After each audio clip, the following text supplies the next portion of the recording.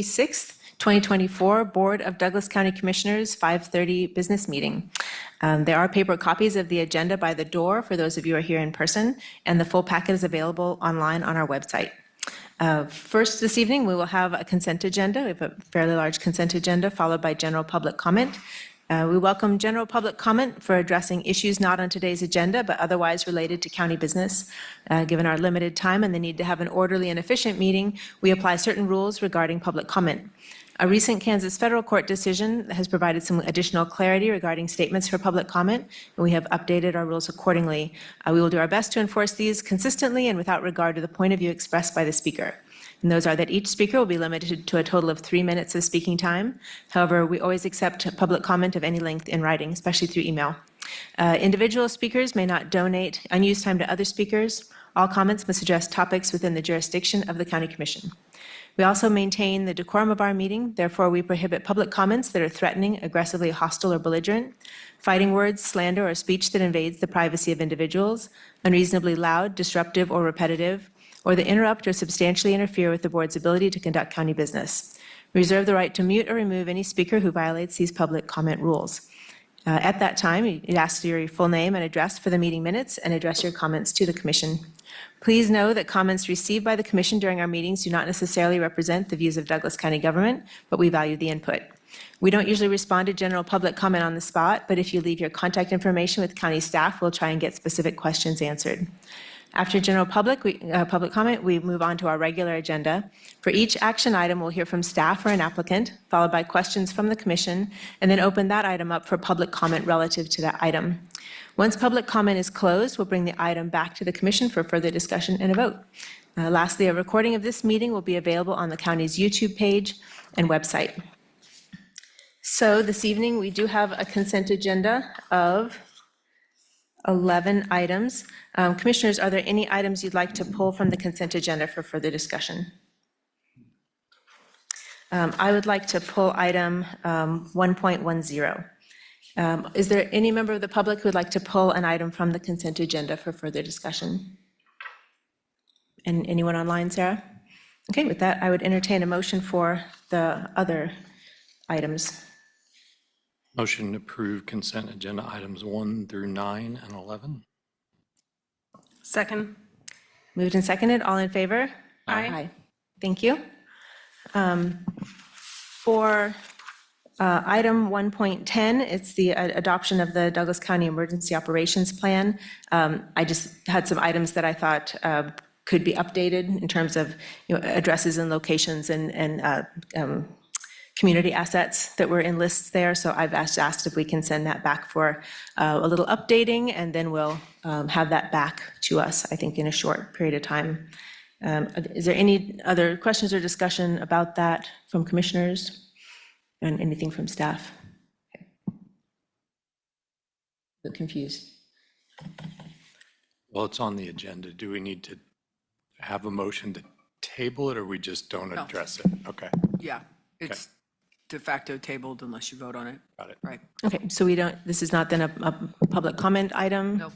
Okay, then that will come back to us at a later date. That does move us to general public comment. Is there anyone here in the room who would like to give general public comment? Come on up.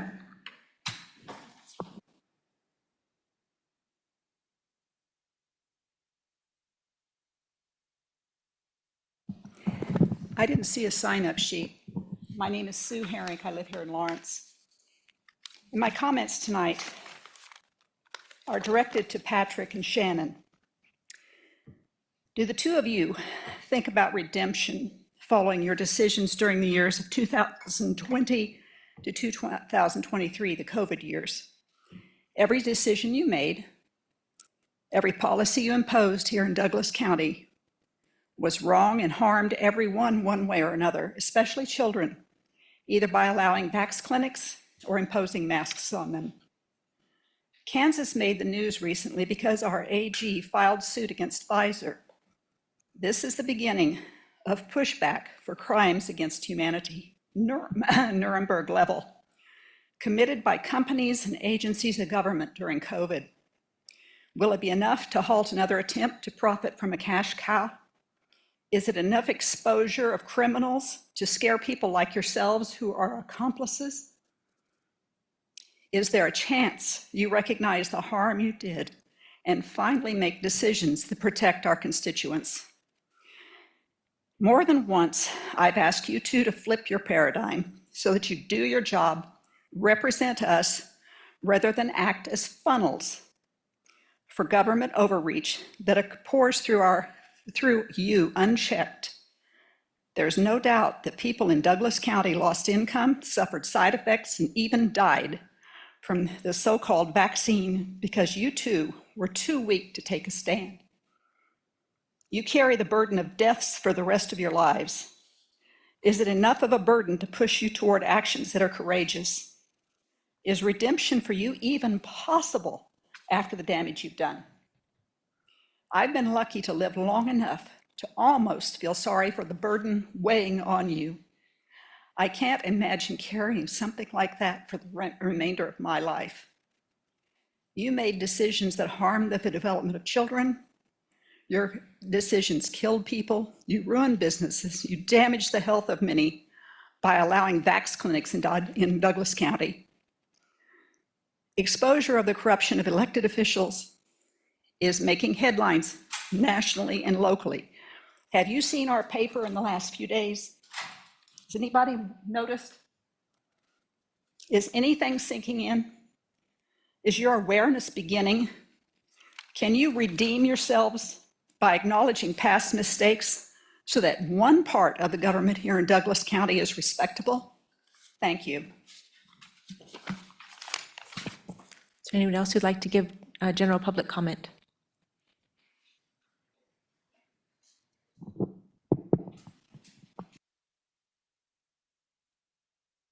I wasn't sure that I was going to speak, but I mean, with her sitting right here in the room, it's hard not to address it. That kind of hubris, that kind of arrogance, it's permeated this county for way too long. And when it was just one person out on his own, it was easy to villainize people. And it was easy to make it look like it's everybody against one. But that's not the way this country works. And these people that are in charge, they know this. They know that it's more about the one than it is about the many. And for you guys to think that you can single people out the way you do,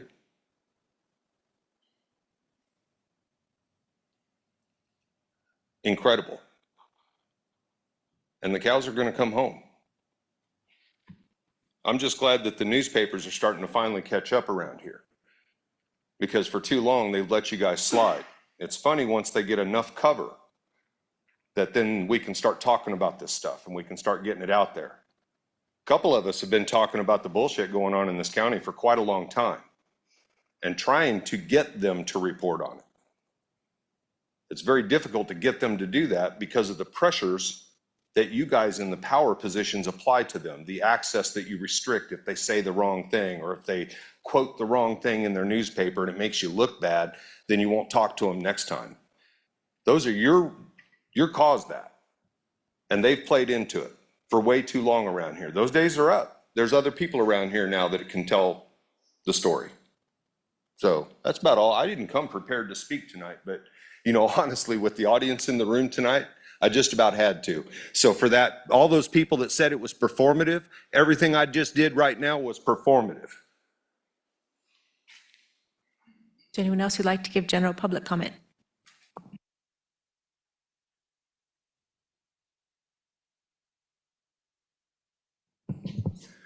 I think I broke Josh.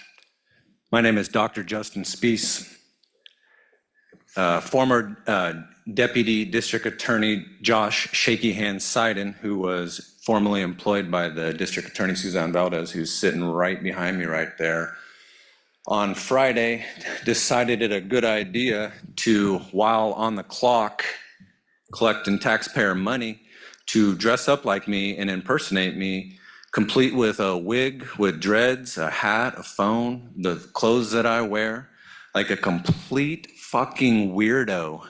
What a weirdo. And then he went around and he yucked it up and laughed it up with your guys' deputies there, with Sheriff Armbrister's deputies. Whole thing was caught on security camera there at the courthouse, took pictures with him and everything. It's the most bizarre, weirdest thing I've ever seen when it comes to this stuff. You all have tried to paint me as some kind of unhinged man, but yet you have the former district attorney there, deputy district attorney, being completely obsessed with me to the point where he ended up losing his job. So that was Friday morning he pulled that, and by Monday he was out of a job.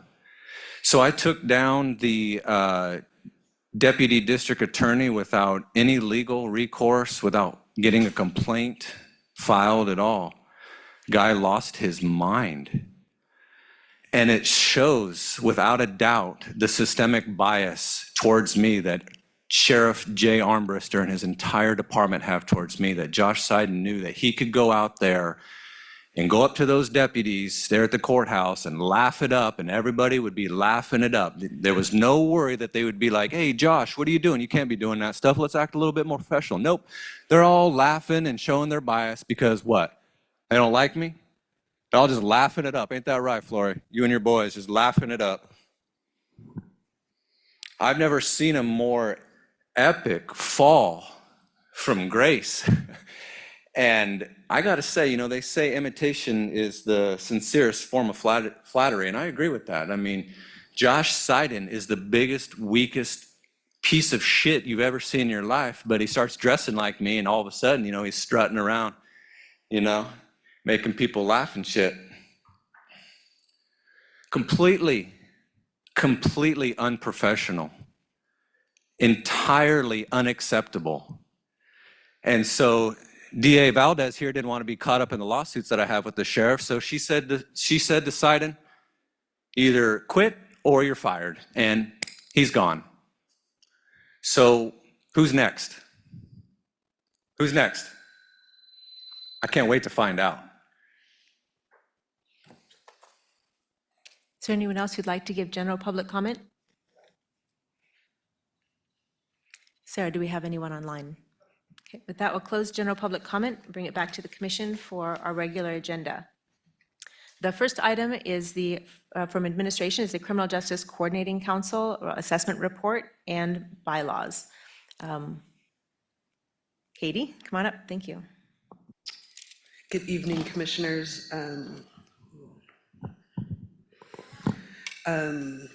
This agenda presentation is coming to you will be in two parts. The first, why does it feel like there's a lot of feedback? Okay, I'll try not to. The first part of this presentation will be shared by, or will be presented by Christy Danford, who is a senior advisor with the Justice Management Institute. The Justice Management Institute, or JMI, is a nonprofit organization based out of Arlington, Virginia, that has for many decades been kind of the leading expert in criminal justice coordinating councils.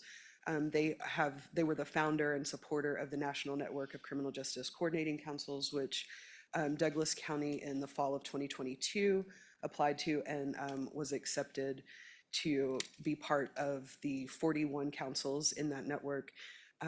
Christy also comes to JMI with over 2 decades of experience with CJCCs and working within the criminal justice system. So she will be doing the first part of the presentation, and then I will come in and wrap up around presenting the bylaws. So I will turn this over now to Christy.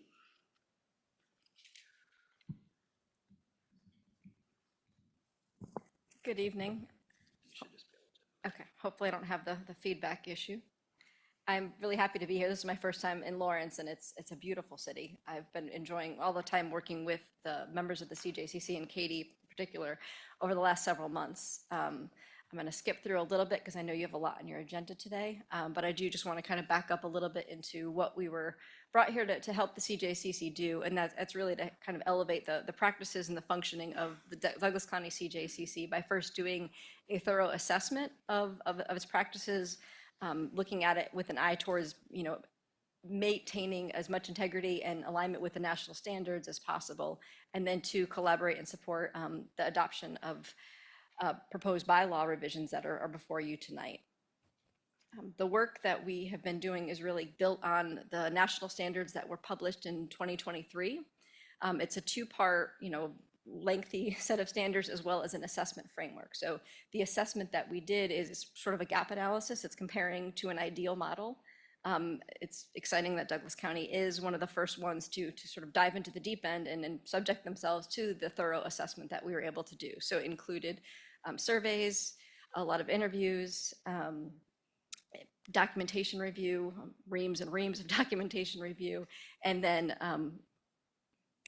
drew a blank on that, but observing meetings, committee meetings, as well as the full CJCC meeting. So you have a lengthy report in your documents. I don't want to go through it all to eat up the time, but just want to kind of hit the highlights of what we're looking for when we talk about a high-performing, high-functioning CJCC.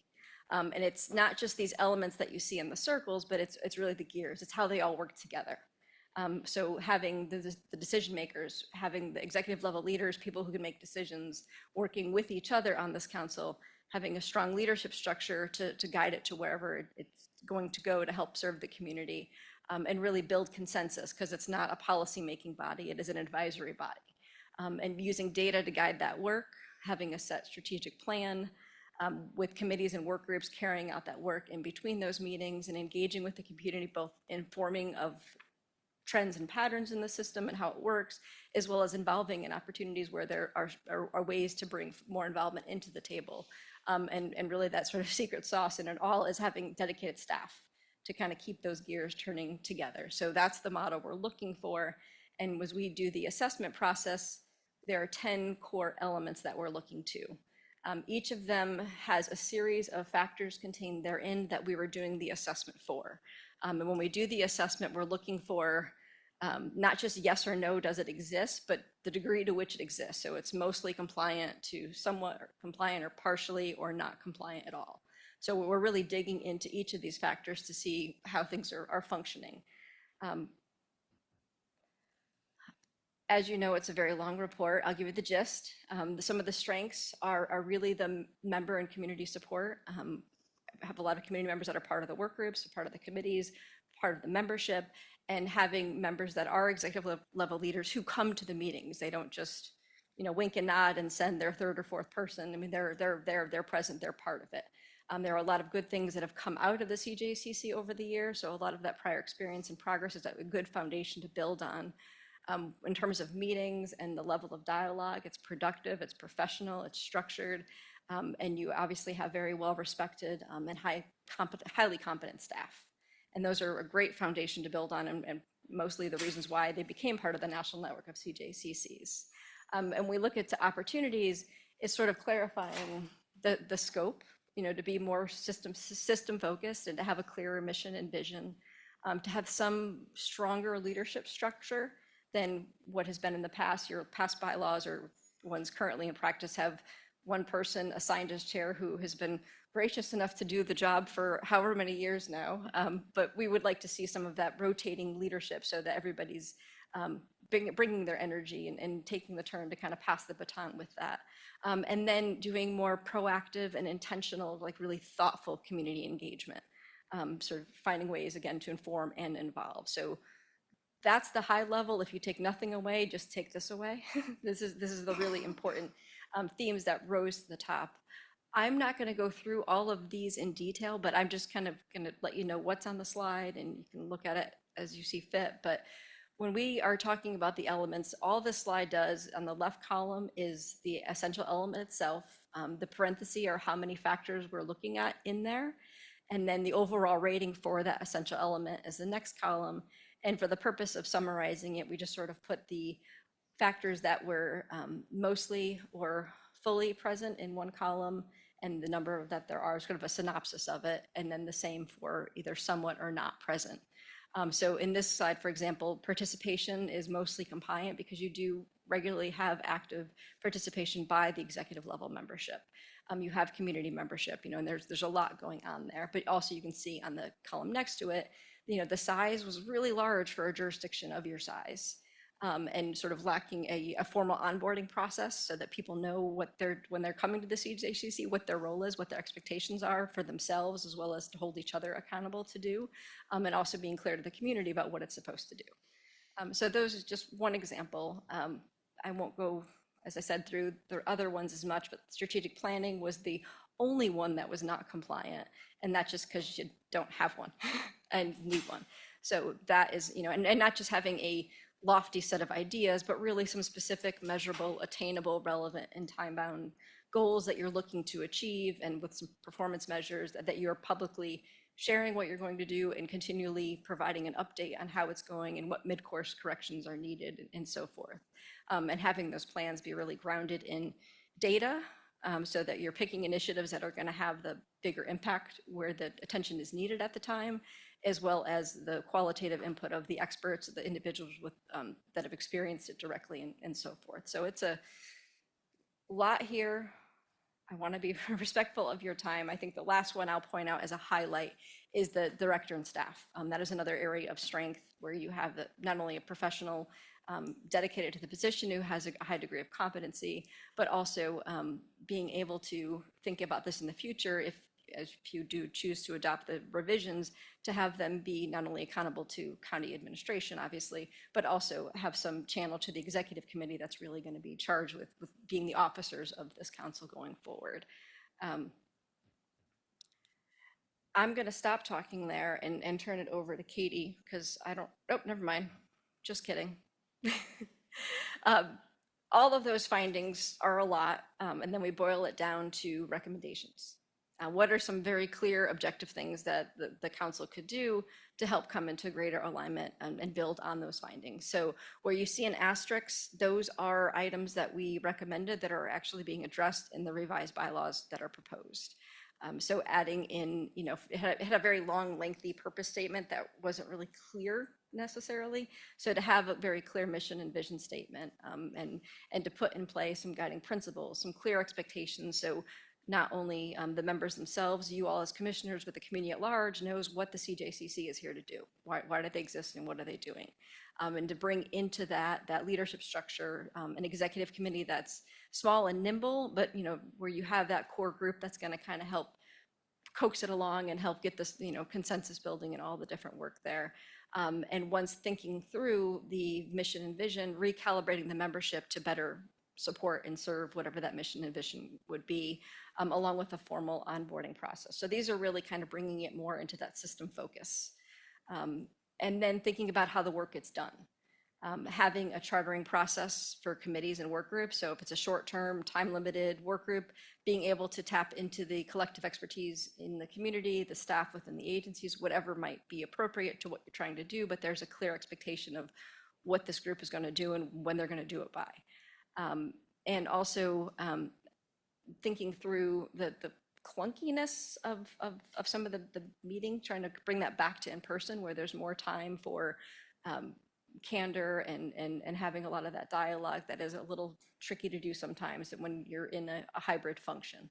And then you could have other community engagement opportunities at different times that are more conducive to more people being part of the process, but taking the time to do that thoughtfully, and that could be part of a strategic plan that will help to be very clear and articulate of what it is you're trying to do. That intentional informing and engaging of the community, and within your bylaws, you now would have some milestones where you can have very clear communication points where you're saying, here's our annual report, here's our annual presentation to the county commissioners, whatever the different parts are, so it's consistent and it's expected and it becomes routine. And then having utilizing meaningful system data. This is something that isn't a quick win or something you can put quickly into the bylaws, but it is definitely taking a lot of the data-rich information y'all have, but being able to put it more meaningfully into practice to help make decisions and really guide the work of improving the system. And the last one is kind of a no-brainer. It's looking to the bylaws to bring them more into alignment that Katie's going to talk with you about here in a second. And I'll be happy to answer questions when Katie's done if there's anything that pops up.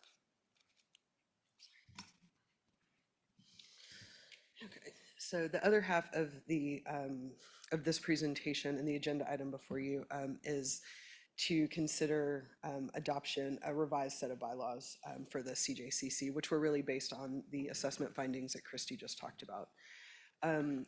We actually utilized this as an opportunity to model the process of work groups and committees that are in the standards. And so what we did, the CJCC in January was asked to provide feedback to me about characteristics, traits, like what would be important perspectives for a work group to come together to do a lot of the heavy lifting of revising the bylaws. So we have several of our work group members either present and potentially online. So our work group was District Attorney Suzanne Valdez, Sheriff Jay Armbruster, Jessica Glendinning, who's our Chief Defender with BIDS. Suzanne is here. Lori is also here. Lori Alvarado, the CEO of DECA. Doris, I saw Doris, is the District 1 appointee onto the CJCC. Commissioner Finkeldye from City of Lawrence may be online. And then County Commissioner Shannon Reed was the other part of our work group. Also in attendance, I will just share our CJCC chair, Pam Wiegand, and one of our other members, Patrick Schmitz, who both of whom also contributed feedback throughout this process. So our work group, we put this work group together. I'm not going to walk through all of this, but this is kind of the timeline of this was a short period of time to do a lot of work that these 7 individuals did. We met very frequently it was very, I think earlier today, Doris said these meetings were intense and very intentional. So I just share that as this was kind of the timeline of how this group came together. We did do a charter for this work group that the CJCC reviewed in March and approved, which laid out the deliverables that the CJCC wanted to see, and also laid out the guidelines for kind of how this group agreed to achieve those. So this really was kind of a good test situation and a modeling for the CJCC of how to implement the standard of chartering work groups and committees. This was just kind of a visual. I feel it important to just kind of share that the bylaws that we have proposed for your consideration were not just developed in kind of a half a day, let's sit around and talk about things. It was throughout the process, they were very much guided by the national standards, the assessment findings, and a roadmap, which was also attached in your packet, that laid out all of the sections that this work group needed to consider and walk through. I also provided the work group with a lot of examples of those sections from bylaws of other CJCCs across the country. So each meeting we had different topics that we were working through. Christy and I would provide some kind of discussion or pointer questions. The work group did a lot of conversation and a lot of discussion, a lot of giving, kind of making concessions. That was not necessarily everything always unanimous initially. They would have the discussions and generally give me direction to go back and take the conversation, put it to words, provide it back to them for feedback and for them to kind of look at. And it was very iterative that way. The CJCC also throughout this process received the draft revisions and were given opportunities to provide feedback both prior to the last 2 CJCC meetings. The CJCC met earlier today. There were no changes that were recommended from the CJCC, and county councils also reviewed these and had no comments or changes.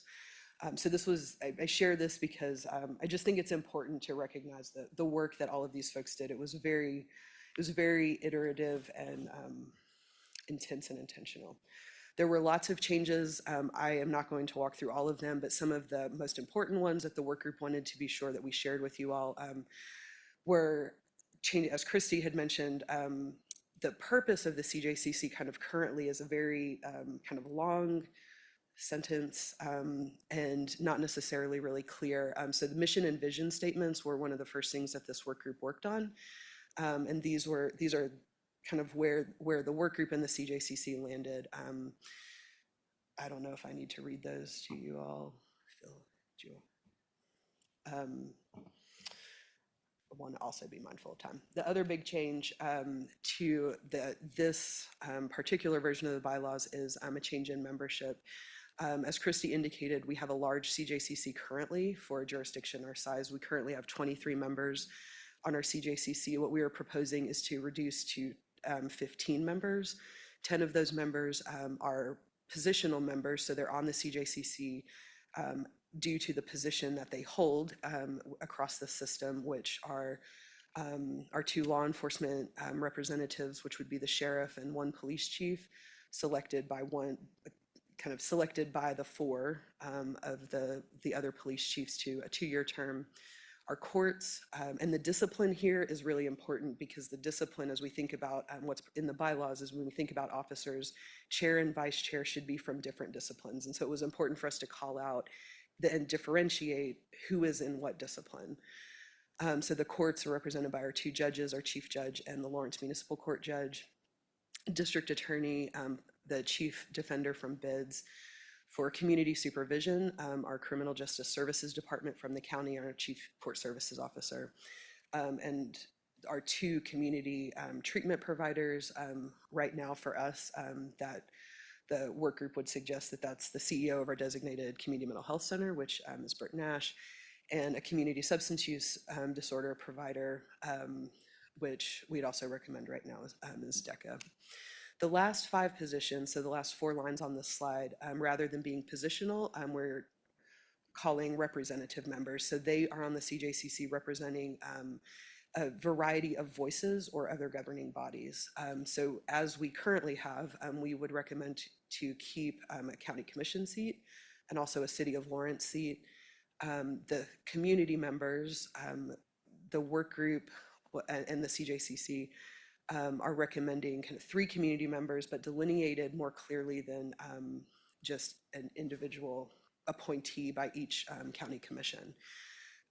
So those we've recommended delineating as a community member at large, and then 2 individuals who have been impacted in some way by the criminal justice system.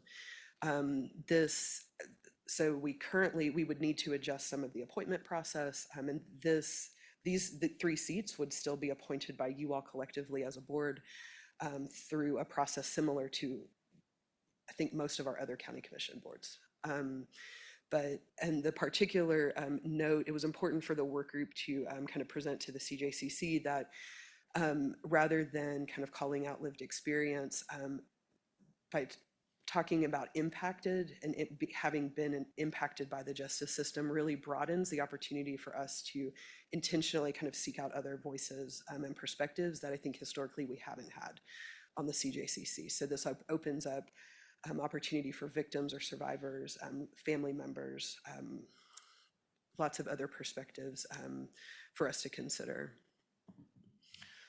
The other kind of big highlights that kind of clarified the purpose. One of the recommendations references member expectations. There's a section in the members in section 4, I think subsection D, called member duties. And that is really, we included that as a way to more make things a little bit more concrete for members to kind of what can we hold each other accountable to and kind of expect of each other to do as individual members in order for the CJCC as a whole to fulfill its purpose as laid out in the bylaws.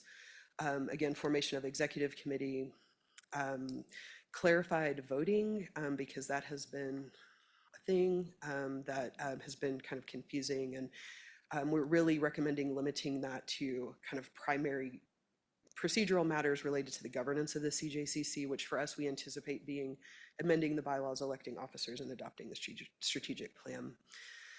We have laid out and talked about strategic plan, which I think that's the next slide, but and starting annual report beginning, so annual report for starting in 2025, and the strategic plan and annual reports, both in the new bylaws are you all can expect as a commission to receive regular updates on those as we complete those. So kind of where we're at now, if these are adopted, where the CJCC, where we talked about earlier today, kind of what happens from here, spending the rest of the year really diving into strategic plan development. So we had some initial conversation today about what that might look like, how that might come about. Our executive committee and community member selections kind of would happen in December and January. We'd lay out our 2025 meeting schedule, and then ideally we are set up to begin 2025. I'm really launching into working on whatever comes out of the strategic planning process. So that is all we have. So I would say our work group members who are here, if y'all have questions, Christy and I certainly are available for questions. You commissioners, do you have questions to begin with? I have a question about voting a little bit. And if you could go, the slide, maybe you don't have to go back to the slide. There were 3 things that they voted on. Can you remind me of them? Bylaws? Amending the bylaws, Strategic. electing the officers, and adopting the strategic plan. So if a recommendation comes out of a committee, is it just presenting their findings of the committee? How would that recommendation move forward? I recognize it's a little unique because of all the different elected or appointed positions here, but how do you see something like that moving forward? You might have a better answer. See.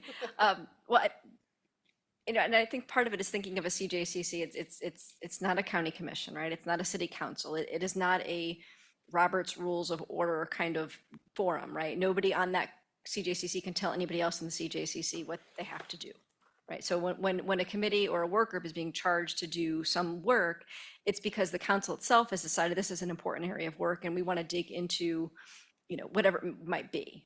So we want this committee to do these 5 objectives and come back with, what we think we can do. It might be the result of a committee to do, how do you want to do a domestic violence initiative? Because you see in the data that is a major issue and whatever's happening isn't working as well. And we want to explore some grant options, or we want, whatever you ask the committee to do, then the appointees to that committee are responsible to help make that happen and to be the focus team that digs in and does the work. And it could come back to, there's a model program in, jurisdiction A that would be helpful to us. So we would like to learn more about it and do whatever might need to be. That's not the best example, but the point I'm trying to make is that we're not trying to pass policy in the CJCC because they don't have the authority to do that. So if a committee is coming back and saying, we're going to dive into the data on X, Y, and Z, it's to inform the body. It's to do whatever the body has asked it to do. And I think the bylaw committee was a good example of that because the CJCC itself was able to articulate, we would like a committee to work on the bylaws, and here are the expectations that we have of it. Here is the expectation, what we want to have happen. And then you have that formal charter that says very clearly, very transparently, in a very accountable way, this is what we're asking the committee to do. And if it's a situation that's going to come back with something that might need a resolution, then I imagine you'd see a similar process going forward to the governing body that would be pertinent to that issue. Does that help? No? Yeah, I think the CJCC is sort of a unique body because of the people that are involved.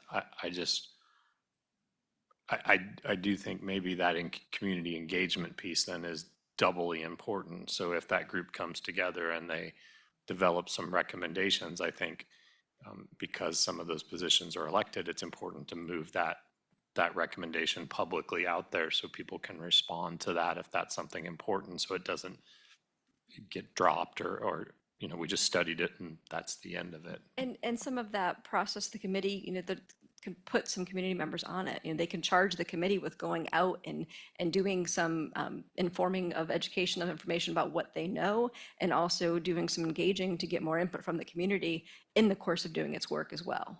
So it doesn't have to be one way and then wait for the feedback. It can be part of it. It can be very iterative and can be inclusive in the whole process of whatever the committee is being charged to do. And I would recommend that because it's far more useful to involve those in the process than to come do a bunch of work and come back out afterwards and realize it's not going to actually address the need in the community.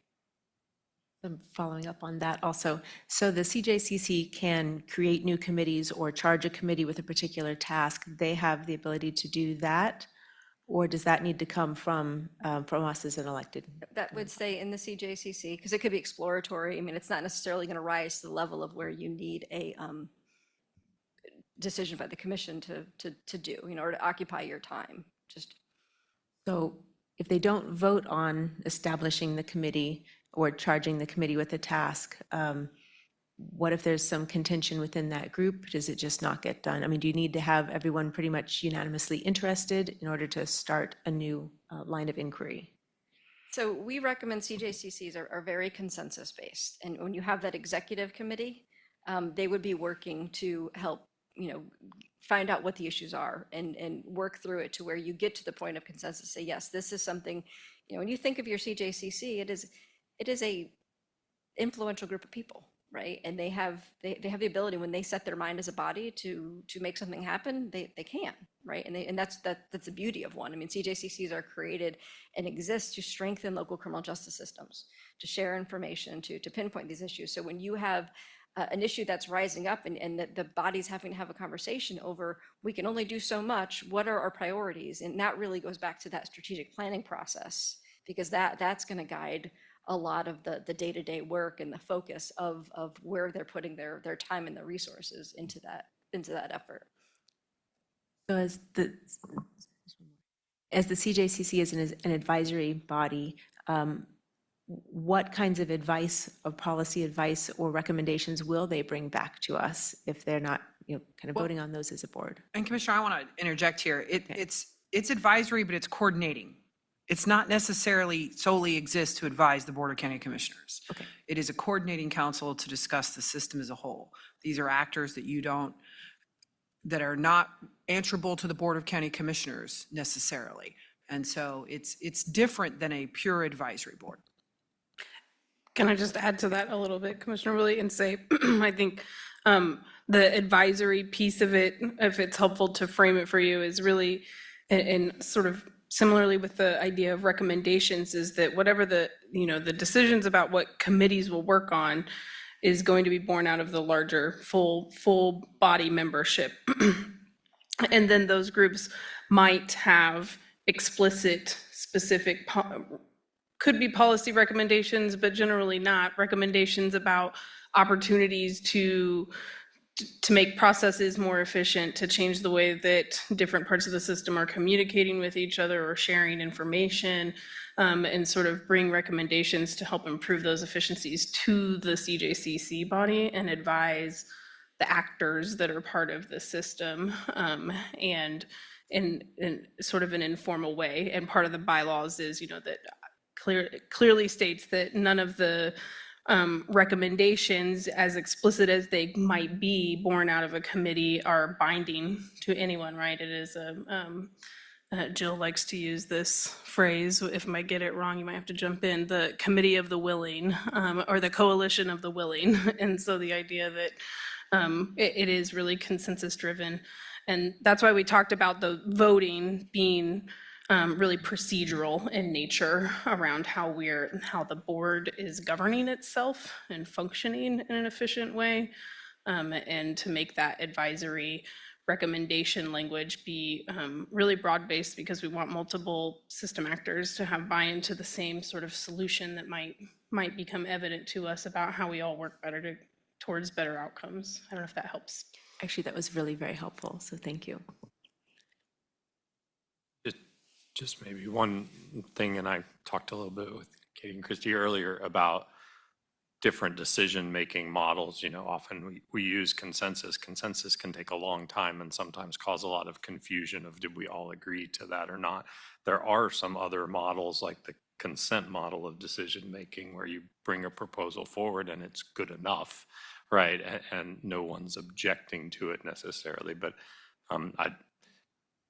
I don't have any problem passing the bylaws as they're written today. I just offer that as a way for the CJCC to think about taking a very specific proposal and determining whether there are issues within that recommendation or proposal before it goes out in some sort of community way that we can say, this is good enough, and that may be close enough.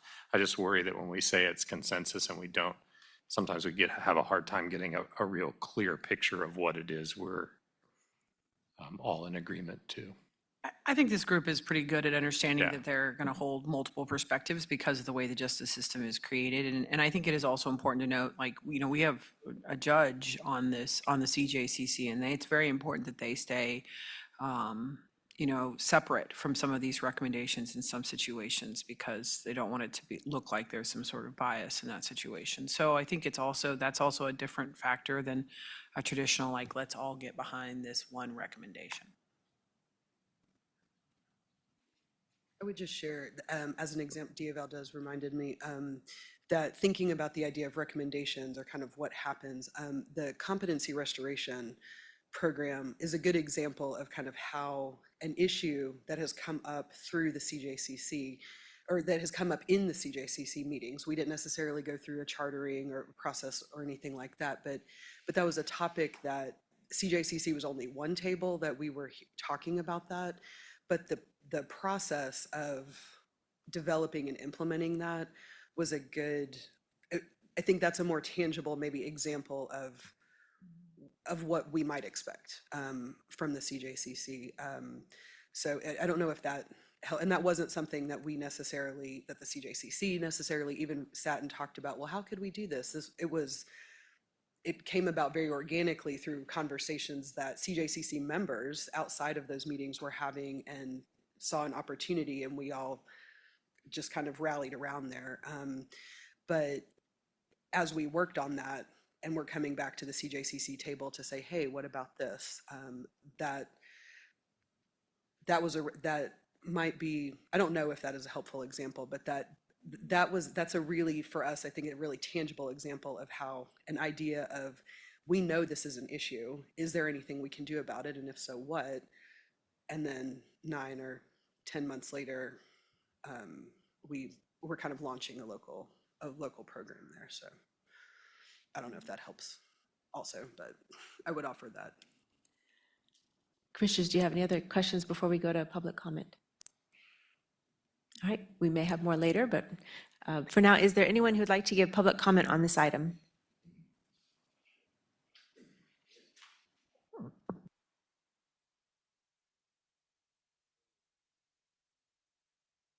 I guess my biggest question about the Criminal Justice Coordinating Council is you have the chair and the vice chair who are constantly doing battle. And I guess I would question the effectiveness of that. I've served as vice chair and chair on different things that I've been in over the course of my life.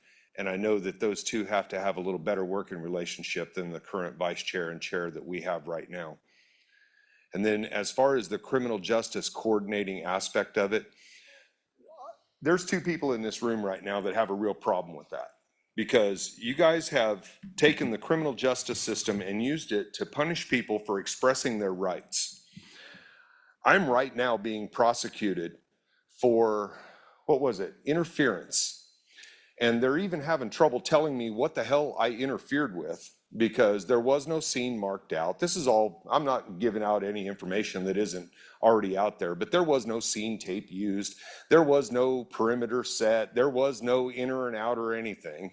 All there was a bunch of desires of some police officers and a DA's office that decides they're going to go hog to the wall, balls to the wall to try to make me a felon for being out there and recording what's going on. And the reality is my camera out there has caught more bullshit in this county in the last 4 years than you guys actually acknowledge.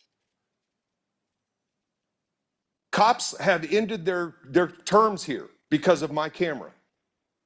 You may not want to acknowledge that, but it's a fact. And you guys try to make me a freaking felon. That's your Criminal Justice Coordinating Council. I'm out there trying to make sure that there's some criminal justice Justice, not just people getting thrown in jail that you don't like. So I'd like to hear some recommendations from the Criminal Justice Coordinating Council about how we coordinate some actual law enforcement around here instead of just enforcing the law against the people that we don't like. Is there anyone else who'd like to give public comment on this item?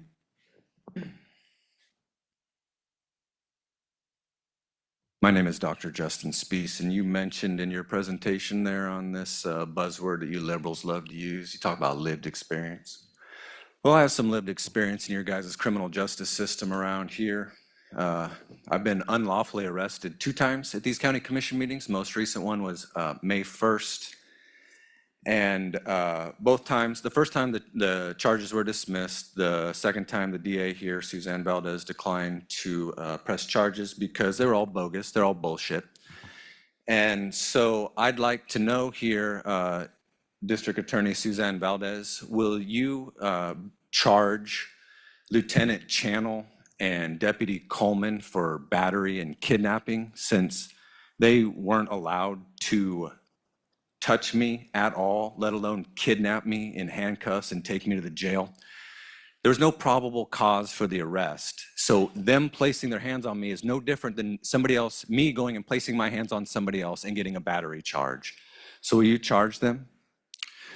Will you charge Sarah Plinsky and this commission who are up there on this board that you guys are all touting out here with conspiring to deprive me of my rights, directing sheriff's deputies to arrest me along with Sheriff Jay Armbrister? Will you do that? September of 2021, I was standing peacefully protesting on a street corner, protesting your guys' precious masks and the child abuse you all were doing with those masks. And I got attacked, unwarranted attacked. It's on camera. There was a victim statement, which was me. There were 2 witness statements. There was a news report. KCTV5 did a news report on it. It was all caught on camera. You know how many people I have heard from since that day, whether it be another police officer, the DA, anybody? 0 times. There have been no charges against that guy whatsoever. Fast forward 6 weeks later, a very similar experience happens to me at a vaccine clinic that I was protesting you guys doing. I get 3 serious felony charges. More of your guys' bias against me. Sheriff bias, so quick to arrest me. So will you press charges there, Suzanne? Why or why not? It's a serious question. Excessive force by police officers when there's no probable cause, the second they approach, they're not allowed to approach you, certainly not allowed to press their hands on you. And as soon as they do, that's excessive force because you're not doing anything wrong, you're not breaking any laws, you're not allowed to be touched by them or anybody else. So will you charge them? Is there anyone else who'd like to give public comment on this item? Sarah, do we have anyone online? No? Okay, with that, we'll close the public comment on this item and bring it back to the commission. Are there any further questions or discussions, comments, or motions? I'm happy to make a motion, but first I'd like to just address what I thought was really outstanding work in the report. I think it provided a nice, doing the interviews, doing the surveys, watching the meetings, pulling the documents together. I really enjoyed reading. I know it was long. You said it was long a number of times, but I really did enjoy reading the report to understand how that committee is functioning, and really concrete recommendations for how to move forward. So I just want to thank all the members of the CJCC who participated and were on the bylaw committee, because I know bylaws are never a ton of fun to work through, and I just really appreciated that. I thought it was an excellent report. I was also really excited for the work. I know the first step was convening a CJCC, and then getting people comfortable with each other, comfortable building some relationships that frankly didn't exist or weren't built on much before that. And this next step really is to dive in and say, how do we make the most of the fact that we have these great leaders that are meeting on a regular basis. And I think this is really going to jumpstart some great conversations and some great forward momentum in our criminal justice system. And so I'm as nerdy as bylaws are, I think this is an incredibly great, helpful step moving us forward.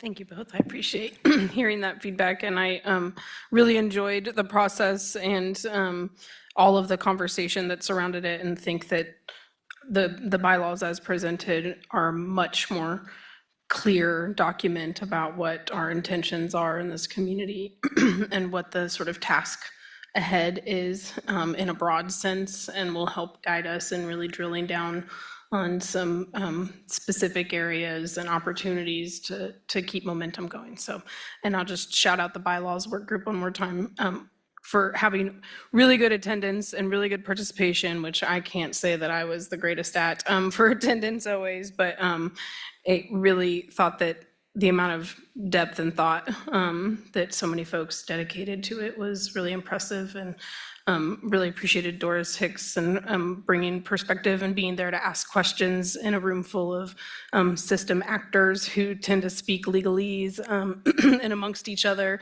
as though we all understand what we're saying. And so Doris was really good at grounding us sometimes and explaining what we mean and meaning what we say, and I just really appreciated that perspective. Thank you, Doris. And the report mentioned a number of other community members who are involved. Many of the people on the CJCC, that is their paid job, and it is not Doris's paid job. So thank you for doing that, and thanks for all those community members. Make a motion to approve Resolution 2416, establishing new bylaws for the Douglas County Criminal Justice Coordinating Council and rescinding Resolution 1907. I would second that. All in favor? Aye. Thank you. Motion passes. And thank you all for your help with that. Next is an also administration item. It is to redirect mobile response deployment from headquarters to Emergency Communications Center. And Bob, are you going to start us off?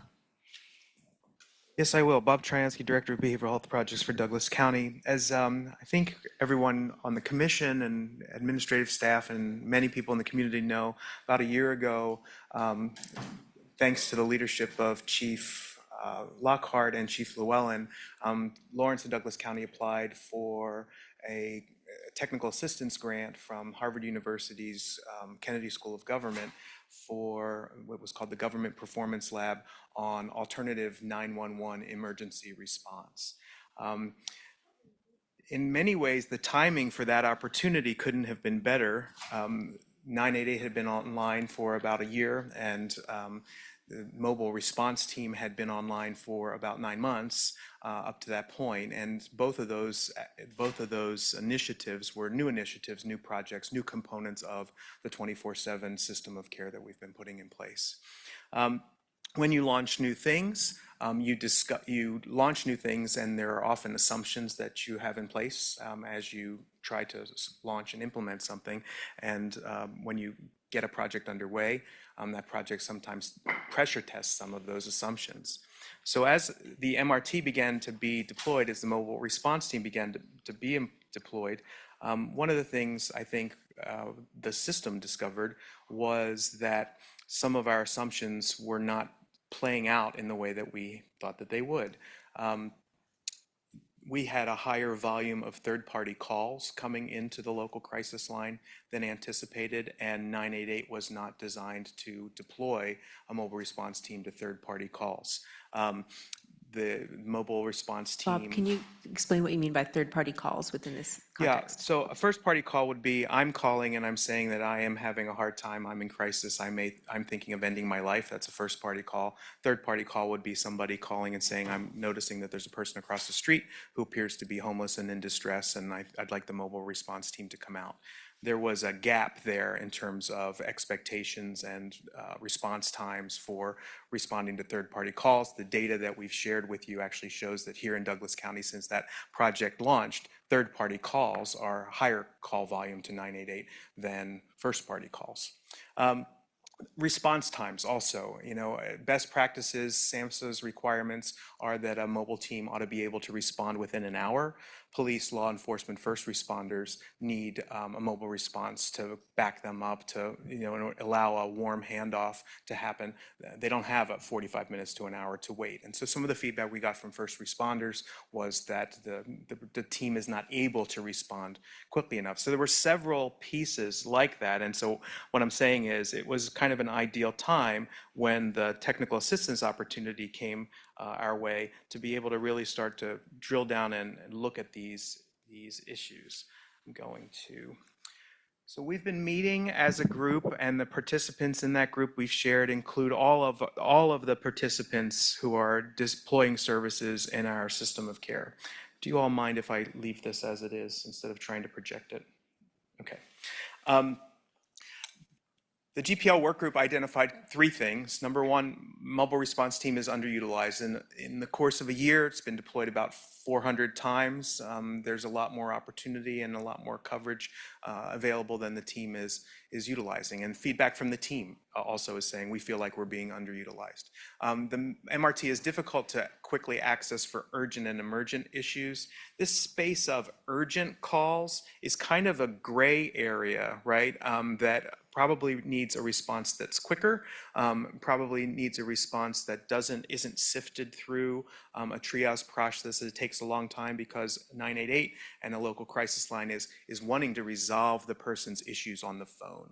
Well, a lot of time can be spent doing that before you realize that a mobile response might be more appropriate, and so we just lose time. And then there's too many access points for MRT to reasonably keep track of or prioritize calls. So one of the things the work group looked at are what are our options and what are our opportunities? And it seems like there are many additional call types. The work group has identified 13 different call types by a very thorough data analysis of the types of calls that come into 911 and dispatch that would be appropriate for an alternative 911 response.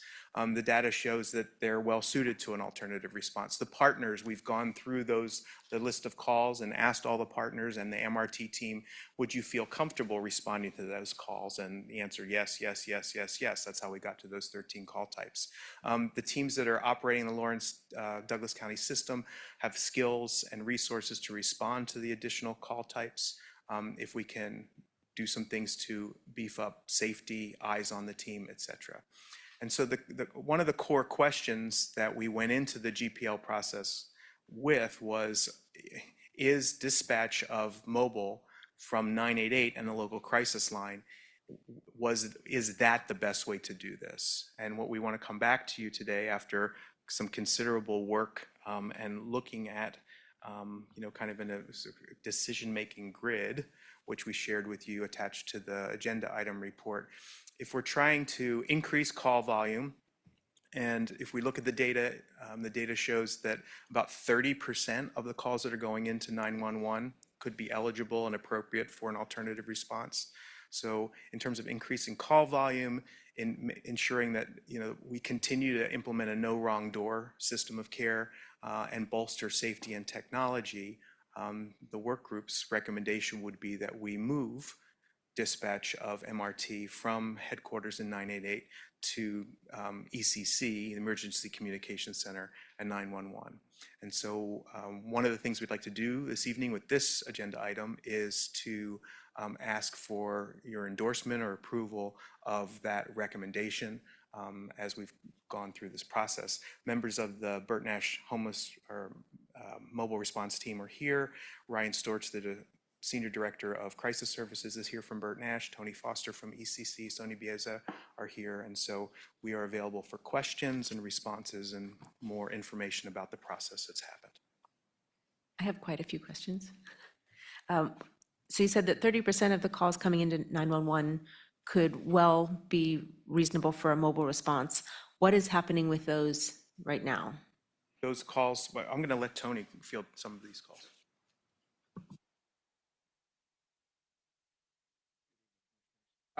Those 30% right now are currently being routed to either fire service or law enforcement. And that's because they were only being, mobile response was only being dispatched through 988, so there wasn't ever an opportunity for 911 to contact 988 and say, this might be a reasonable dispatch, or is that just was outside of the protocols? Well, typically 988 is geared towards mental health crisis and suicide prevention. So, and they do 85 to 90% of their resolution over the phone. So even the calls that are routed to 988 only get 10% possibility of routing. When we did the analysis and looking at the call volume that we could divert, there's a lot of call types that were never really traditionally would ever be transferred to a 988 center that we could then potentially over time and building of the system, we could divert those away from law enforcement and send them to a mobile crisis response team. So this is a fairly kind of new revelation that, these calls, which we've just managed traditionally through fire, EMS, et cetera, that there are a possibility for mobile response if that were something that you could dispatch directly. Correct. I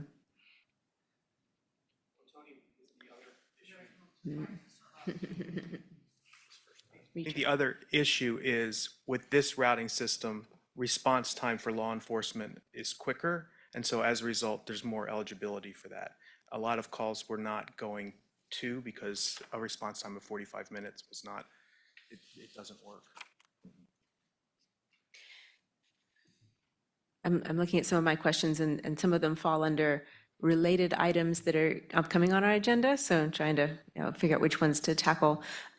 One of the questions I've had with mobile response, and the model is very different from how we do other emergency response, or has been to date, in terms of like the time of that response, which was mentioned that within 60 minutes. I know what fire EMS is doing all day when they're waiting for a call or when going from one call to another call. But how is their time being used when they're waiting to be dispatched to a call that they might get to in an hour? Are they doing other tasks that can be wrapped up and then go to that? And are we changing a model entirely? Probably not a question for Tony. I was gonna say, I can't really answer that call. I don't know if we have a law right. enforcement partner here that would be able to talk to that. Yeah, how you doing? Thank you. Good afternoon. Thank you again for the opportunity to be here. It's a good question. I think, we do follow-up phone calls. So anybody that has had an intervention or a mobile response previously, we're doing both 24-hour and a 14-day follow-up to make sure, to check in on folks, whether it's just a human compassionate contact of, the last time we interacted with this individual, they were in a crisis of some sort, and to follow up on their care coordination, their treatment plan. Do they know when their next appointment is? Do they know where to go and access the system? One of the areas Bob identified was the importance of sort of a uniform funnel in terms of how we get referrals. And sometimes, we have a variety of other ways that referrals come to us, which sometimes just confuses processes and systems, delays response times. So I think, in terms of other things they're doing with their time, there's documentation, there's training, there's kind of the routine things that the teams are going through, but there is downtime that is not maximized efficiently as well. So within that, there's an anticipated change likely from the 400 responses in the first year to if 30% of the calls coming into 911 could potentially call on this team instead. What's that call volume projected to be if that's the case? And I'm not sure who gets to answer that question. Yeah, and I know we're starting to look at, so we've identified July 7th, a date for the ECC, and we've kind of done some projections preliminarily. And I want to say that, and there's flexibility within that system where we can say, here's the hours that were available, because we're still also trying to continue to beef up the team and resources, because to your point, it's going to swing the pendulum from underutilization to really busy potentially. And so we want to make sure that we have the resources in place to do that. I want to say that the estimate was somewhere between like 5 and 10. Is that right? It looks like Sonia might have an answer. You got me. You got me. Thank you. I don't have the answer necessarily, but we do have a heat map of data that we can share with you that includes the first 2 call types that we're considering doing diversion for. But we have set this up to be tiered into processes. So the first process that we want to implement is law enforcement referral. And what we found is that law enforcement referral is very low, even though we think that would be a very readily accessible way to get the MRT out with somebody. But we think it might be low because of the current process that they're needing to go through. They're used to communicating with us for their needs, so if they can come to us and request a mobile response team, then we imagine that there's going to be quite a big uptick in the amount of times that the MRT is requested or that they're actually deployed. So we want to do that first, and then we'll look at capacity, and we'll look at those 2 call types, which is suicidal threats and then psychiatric. Suicidal threats is a law enforcement call where somebody is most likely threatening suicide. They may have a means, but sometimes they may or may not be a danger to themselves or others. And so just based on our exclusionary criteria, all of those calls may not be eligible for MRT. Some will and some won't. So it'll be a process of kind of testing it out and seeing where we're at. You can't really project where call volume will be. You could probably project a max, but you can't really foresee what exactly it would look like. So the idea is to phase in, like if these 13 call types could possibly be available for MRT or a good fit for that, but starting with this, first and second call types and then phasing that in and seeing how that is working out. So kind of increasing that call volume as it is more organically so or more. Exactly. Okay. And then with built-in QA, QI. So is this working? Is this appropriate for mobile response and vice versa? Were there things that we didn't send a mobile response that we should have? So we have a very diligent plan for how we're going to do QA and how we're going to communicate with each other and then communicate with our partners in law enforcement and fire medical so that we can make sure that we're all getting what we expect out of the process. So that addresses, you're starting to address a question that I was going to ask Bob or whoever wants to take it. In that, one of the reasons to my memory that we thought having them call 988 was we typically dispatch police and fire from ECC, and this reduces the potential for criminal justice. As we think about going back to ECC, how are we monitoring to make sure we're not doing that again? Am I making sense that I'm in? And yeah, let me start with that question. Well, I think that starts with the caller, right? And so 988 is where you call if you don't want a law enforcement response. The issue is if a person calls the local line, 841-2345, what is that person looking for? And is that person going to first be triaged with a crisis call manager? And that is something we need to work through. Phase 1 of this does not instantly flip everything to ECC. That's not what we're proposing. What we're proposing is to move the deployment and the dispatch of the management of that, the choices around that, to ECC so they can dispatch that when the call is appropriate more effectively and more quickly. I really think we have a local crisis line that's answered by local people. Who's manning that crisis line? Which agency is organizing that crisis line? That's a question, right? Because of a variety of circumstances. What we're trying to do here, I think, is to start to be more responsive to what we know is an unmet need and opportunity to serve a higher volume. Does that answer the question, Commissioner Kelly? Yeah. It provides more clarity, and I think as we go down the line, what I'm hoping for is that we might have some more data that shows that the types of calls that we're getting, which ones are going to 988, which ones are staying with which ones are being dispatched in which way, because I think that, in my mind, that was really the intent of having the calls for MRT go to 988 first, is to reduce that. That's just where my mind is. Yeah, and I think projecting call volume in this context is we are prepared to respond. And so what we ought to do is monitor call volume as we make this transition and just closely follow the data. What happens then for folks who continue to call 988 and that the call taker identifies that that is a good fit for a mobile response? Do then they need to contact ECC to get that dispatched? We did talk about them having a means to contact mobile response, but ultimately it would be better if they contact us and we're just that one single point of contact for outside referrals besides their own internal system. I don't want to speak on their behalf.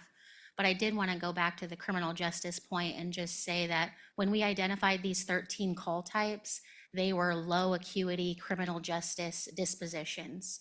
So very few arrests, very few citations given.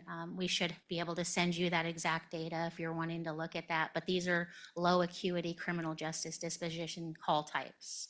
They're really more mental crisis response appropriate call types that police and fire and EMS are responding to currently.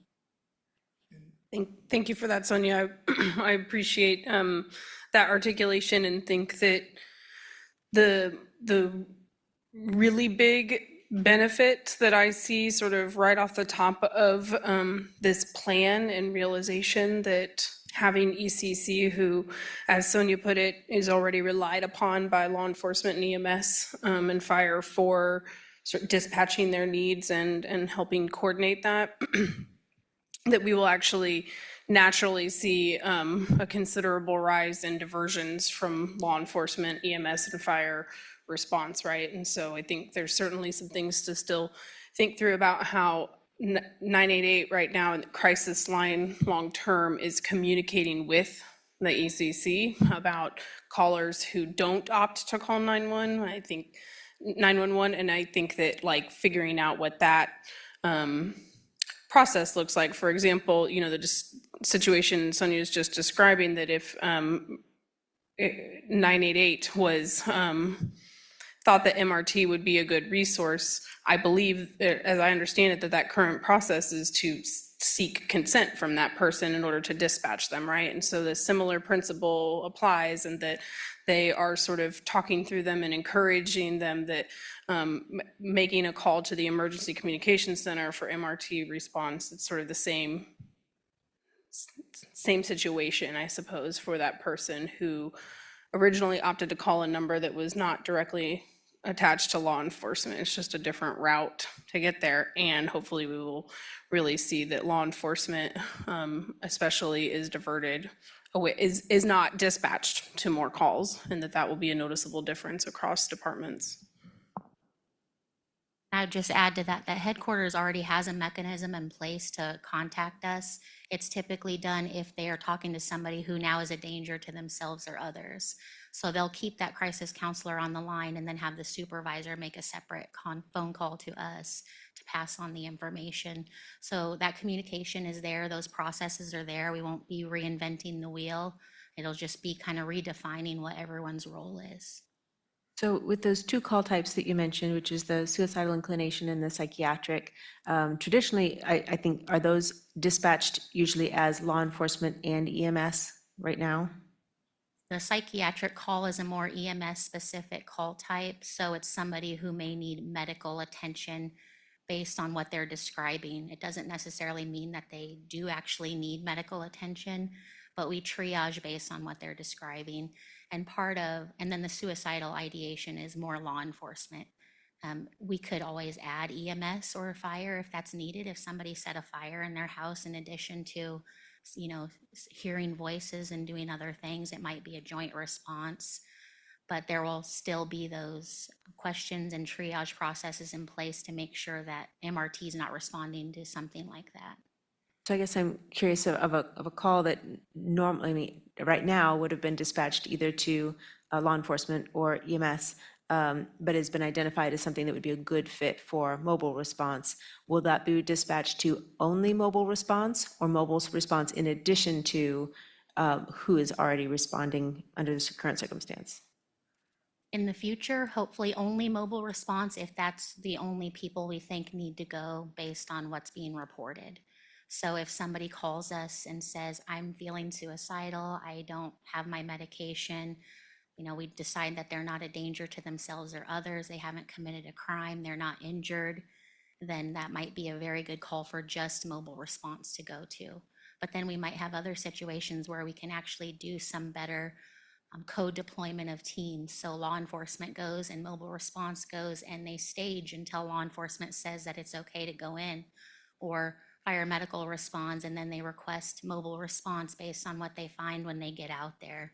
Or maybe because family of somebody that's being arrested needs support from the mobile response team. So ideally, with it all coming from us, we can make that as grand and as great as we want it to be, because we're in control of the big picture.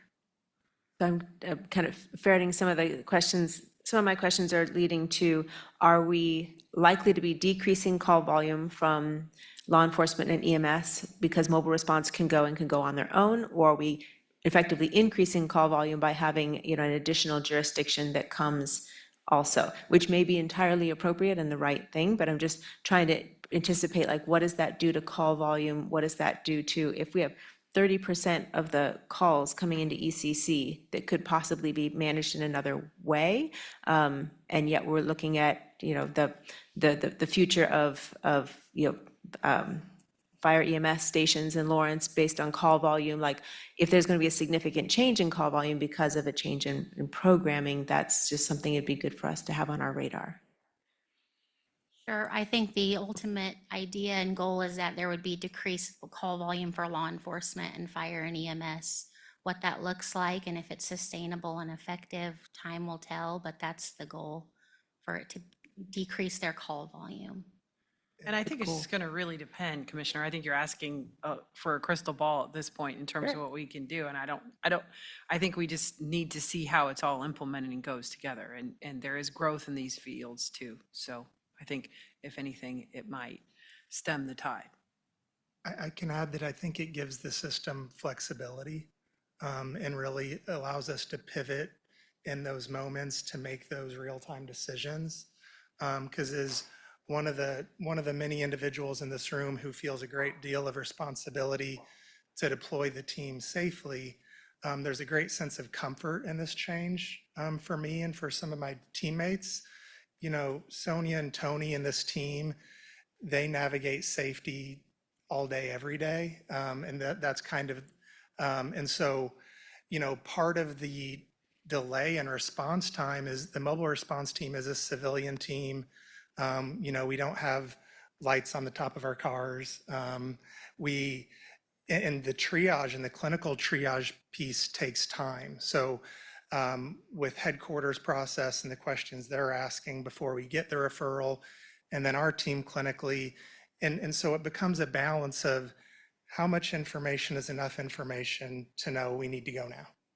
And I think we were previously erring on too much abundant data collection and not an expedited process. And so now with this development, we have an ability to go quickly. They know the questions to ask in terms of the safety element. And then with some of the enhanced technology things that I'm going to allow Bob to talk to, it gives us more of an opportunity to real time be connected, stay connected. So as the team is deploying and going to the scene, they can get information that we used to collect in the office. Yeah. Yeah, so I think to answer Commissioner's question, because I think this is something we haven't presented because we don't have all the pieces of that together. There is support coming from KDADS to Bert Nash to further develop and iterate what the model is, and they are very interested in the idea of co-location and co-located call center and deployment and dispatch. So this is the first step of stepping into space where we can continue to evolve, continue to iterate. And one thing that has come out of this process is, we have a mobile response team that is configured in a particular way, a clinician and a peer, a clinician and a case manager. We have a mobile integrated health team that currently has 2 paramedics. on it. There are multiple other types of alternative 911 response. And if we collectively start to try to manage the decision-making and the design of the ideal alternative 911 emergency response, this is going to look different a year from now and 2 years from now. And what's nice is that we finally, through this process, I think, have all of the players at the table the way we had all of the players at the table to get us to having the treatment and recovery campus online and bringing these tools into the first iteration. I think these are great discussions. So I'm excited to get to ask some of these questions, and I know we will have more information as things continue to evolve. My last question, though, is all of our emergency response is free except the mobile response. That is something that's why we needed to get permission before we dispatch them, correct? Is that has been something that is charging their insurance. That was one of the factors, and we can get into the weeds of that if you want with Bert Nash at the moment. But I think that is something else that has continued to evolve in terms of that became a limitation in terms of time to get consent to come. I think we all agree that if a call comes in and a person is struggling, the team goes. If there are opportunities to bill because that client is insured, then the team will do that, and that will offset the revenue and the costs, the revenues and expense of the project. I don't know if I'm saying that the right way, Stephen and Patrick. I was just trying to, I think that is something that is also evolving from where we started a year ago through a lot of conversation. Yeah. Jerry, you'll need a mic. Do you want to, I mean, we can bring back another conversation about how mobile response is, if that's more effective. Just want to give Bert Nash time to be prepared if you want to get into that. Yeah, it doesn't have to be addressed now, just kind of recognizing that is what makes this piece unique of the things that get dispatched from ECC. I think it is important to note that when an ambulance is called, sometimes you pay. So it's true. The response is so you don't covered. pay for 911 to dispatch the call. You only you pay if you get transported. Yes, and in this case, you'll pay if someone shows up and you take care. One of the things that was happening before a team left was the client was asking, how much is this going to cost? And the call takers were saying, are you aware of this? That is no longer the case. If there's a call, there's an emergency, the team will go, and that will continue to happen. It will continue to happen more quickly.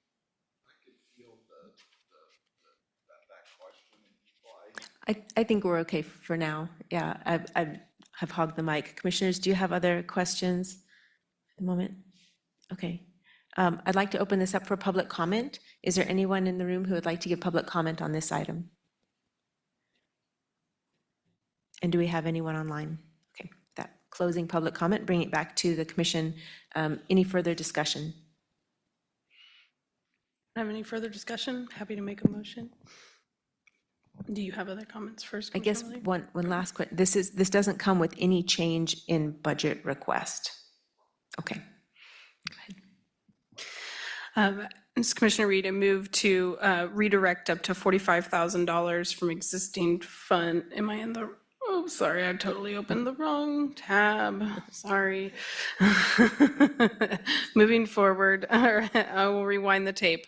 It's Commissioner Reed again. Motion to adopt the Lawrence Douglas County GPL Work Group's recommendation to redirect MRT dispatch from headquarters, Kansas to the Emergency Communications Center. Second. All in favor? Aye. Motion passes. Thank you. I believe most of us don't get to go very far. This is another administration item. This is the enhanced communication equipment for the mobile response team. Bob? So obviously one of the fundamental concerns for this work is safety, safety, safety. And as we make this move, or if we make this move, equipping the members of the mobile response team with the same type of radios the first responders have, and geolocation embedded in the vehicles. So there are eyes on the team, there's instant communication, there's direct communication back to ECC so they can deploy. I'm not going to tell you how this works. This is not my wheelhouse.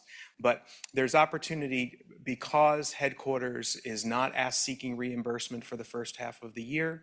We have capacity in the budget for the crisis call line and for mobile response to redirect funds to be able to adequately support the team with radios and geolocation. And Sonia and Tony can speak to that as well.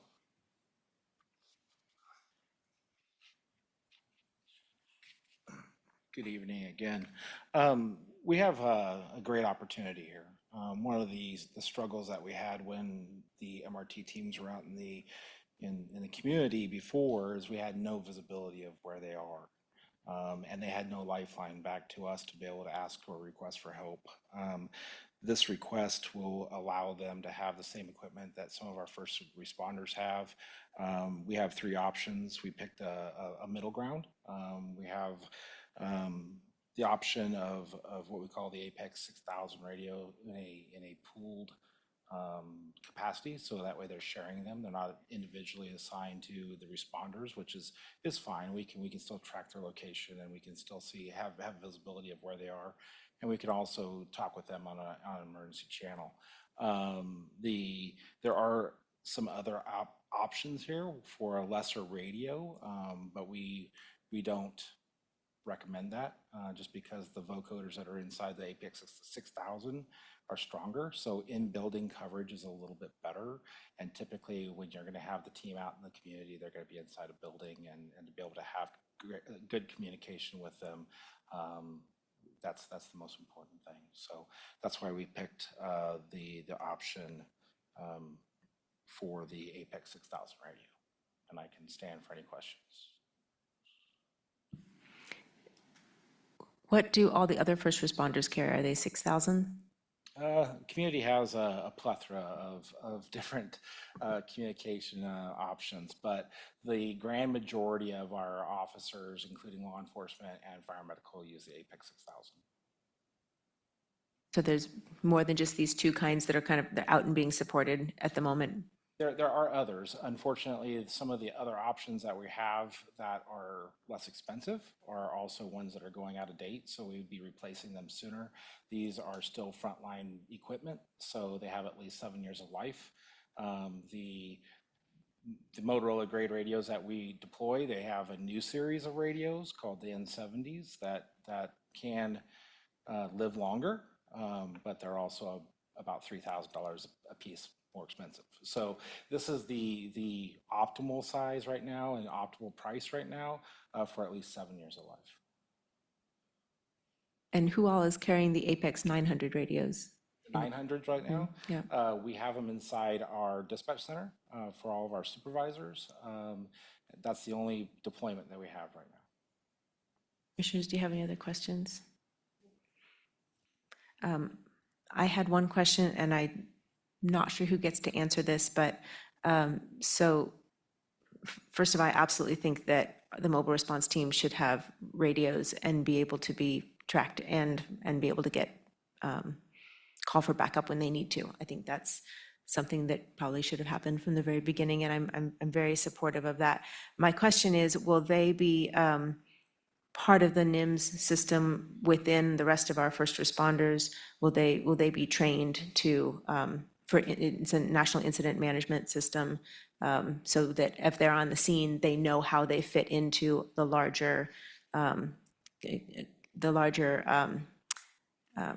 yes. We could certainly provide that training if Bert Nash would like to go in that direction with their employees. That training is something that we could provide them. There's any other questions? Okay. I'm going to call for public comment. Is there anyone in the room who would like to give public comment on this item? And Sarah, anyone? Okay, that closing public comment. Commissioners, do you have any thoughts or motions to share?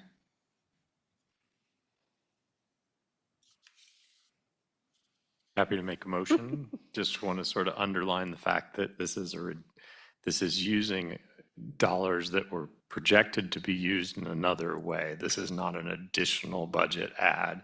It's sort of embedded there in the last line. So I just want to thank staff for thinking about that and not just asking for more money, but thinking like, how can we direct your funds? So just wanted to bring that up and make sure we underline that. Happy to make a motion, commissioners, unless anybody.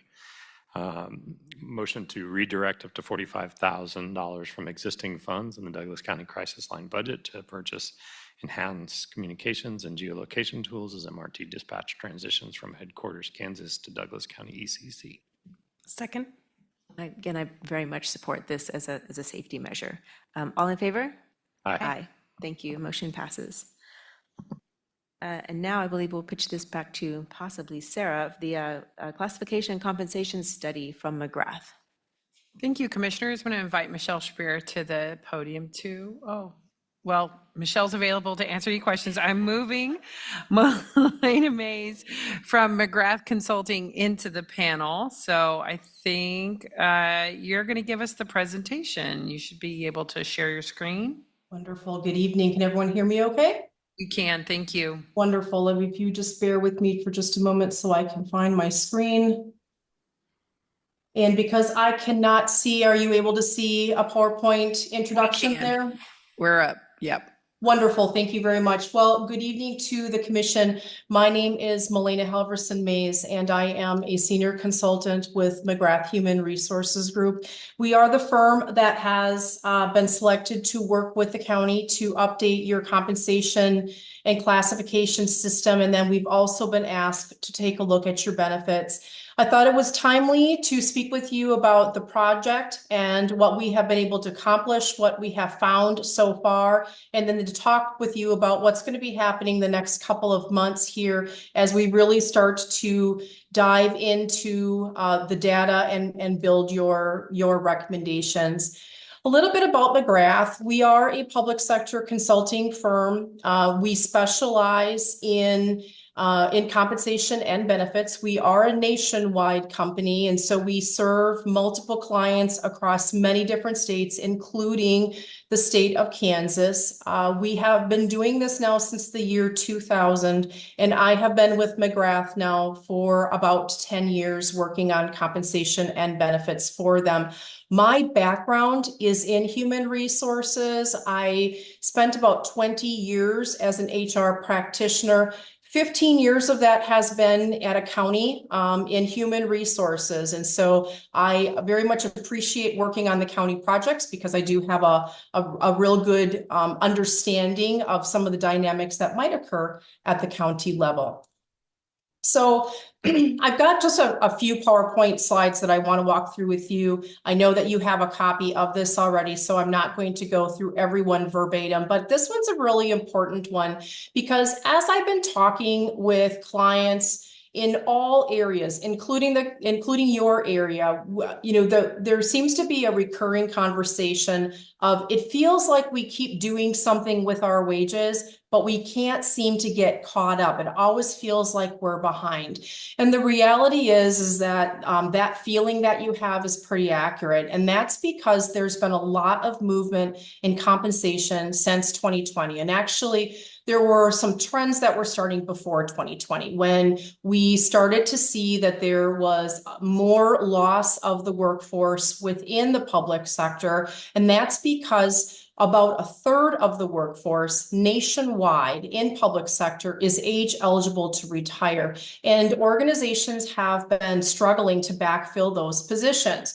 And knowing or having an understanding of working in the government, sometimes we don't necessarily market ourselves as being a career area. And so I think that there's a lot of opportunity for that in the future. So that was really the foundation. And then the pandemic hit, and really that changed how employers needed to put focus on their employees, the work environment. And a lot of individuals just said, I'm going to go do something else, or I'm going to go home, I'm going to work from home. And it really started to change your availability of human capital. And so additional dollars started to be infused into the economy. And that led to a lot of push in the private sector because all of a sudden we started seeing some significant wage changes within the private sector. And I will oftentimes remind people, remember that we were talking about $15 minimum wage just a couple of years ago. It has not been that long, even though it might feel like it's been a lot longer than that. And it was right around that time that really wages in the private sector started changing. And on top of that then, or probably maybe because of it, we started having the term you have heard of probably to nauseam is the Great Resignation, where people were leaving to go elsewhere. And that's because organizations were starting to very much feel the loss of their human capital. And they're poaching. They're taking those very skilled individuals who have that experience, and they want them within their organization because they don't want to have to do the retraining. And the turnover is getting to be very expensive and a hardship to operations. And so there's been a fight for the talent. And so that Great Resignation has also contributed to what you're experiencing. And it's just when you think that, the situation can't get any worse, now what we're dealing with is record inflation. And, this time last year, I had elected officials who were asking me, is this real? Is this going to calm down? Is it going to have an impact on wages? And the reality is that, yes, it's having a true impact on your wages. The value of the dollar, the stretch of the dollar is not as elastic as it used to be for your employees. They have financial commitments, and we have more and more organizations that know that they need to do something for their employees because they just have to be able to, provide for their families, and they don't want to be put in the situation for someone to say, I don't want to leave, but I can't afford to work there anymore. And so, I don't have a crystal ball. I don't know where the top step of this ladder effect is going to be. I hope that we're going to start leveling out here relatively soon. But if you're feeling it, if you're saying, wow, it just feels like this is a nonstop situation, this is why. And it has absolutely been nonstop. So the county is in a good position at this point to take a look at what your compensation model is and to reset it at a more competitive market rate than where you're at now to help with the recruitment and the retention within your organization. And so what I did for you here was give you your employee demographic, because I think you have to understand what you look like as an organization to know strategically where we need to put your wages now going forward. So this chart, or both of these charts, are all of your employees.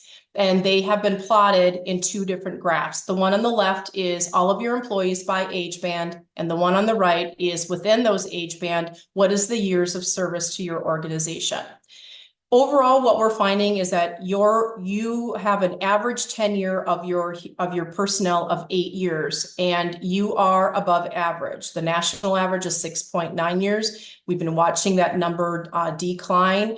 The Bureau of Labor Statistics is going to be putting out the next number in September. So probably the next time I speak with you, I'll be able to give you what the latest number is. So you're beating the trend, which is a very, very positive thing. You can see there by the years of service, individuals have been there for a very, very long time.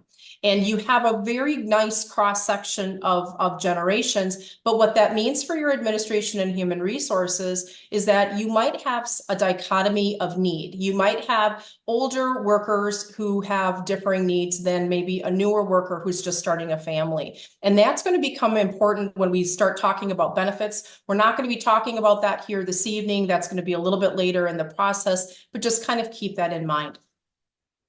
So when we look at your demographic, here's what you have to look forward to.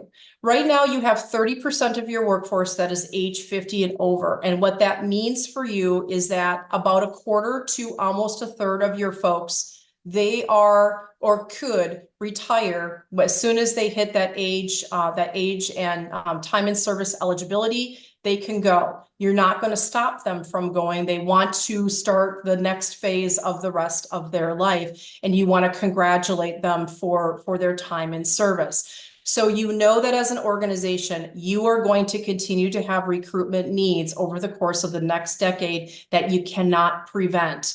And everyone has that experience. Sometimes those percentages are a little higher. Yours is right around average right now at about a third. But what's really interesting here, the other really important number is that your employees that are under the age of 40, it's about 43% of your workforce right now.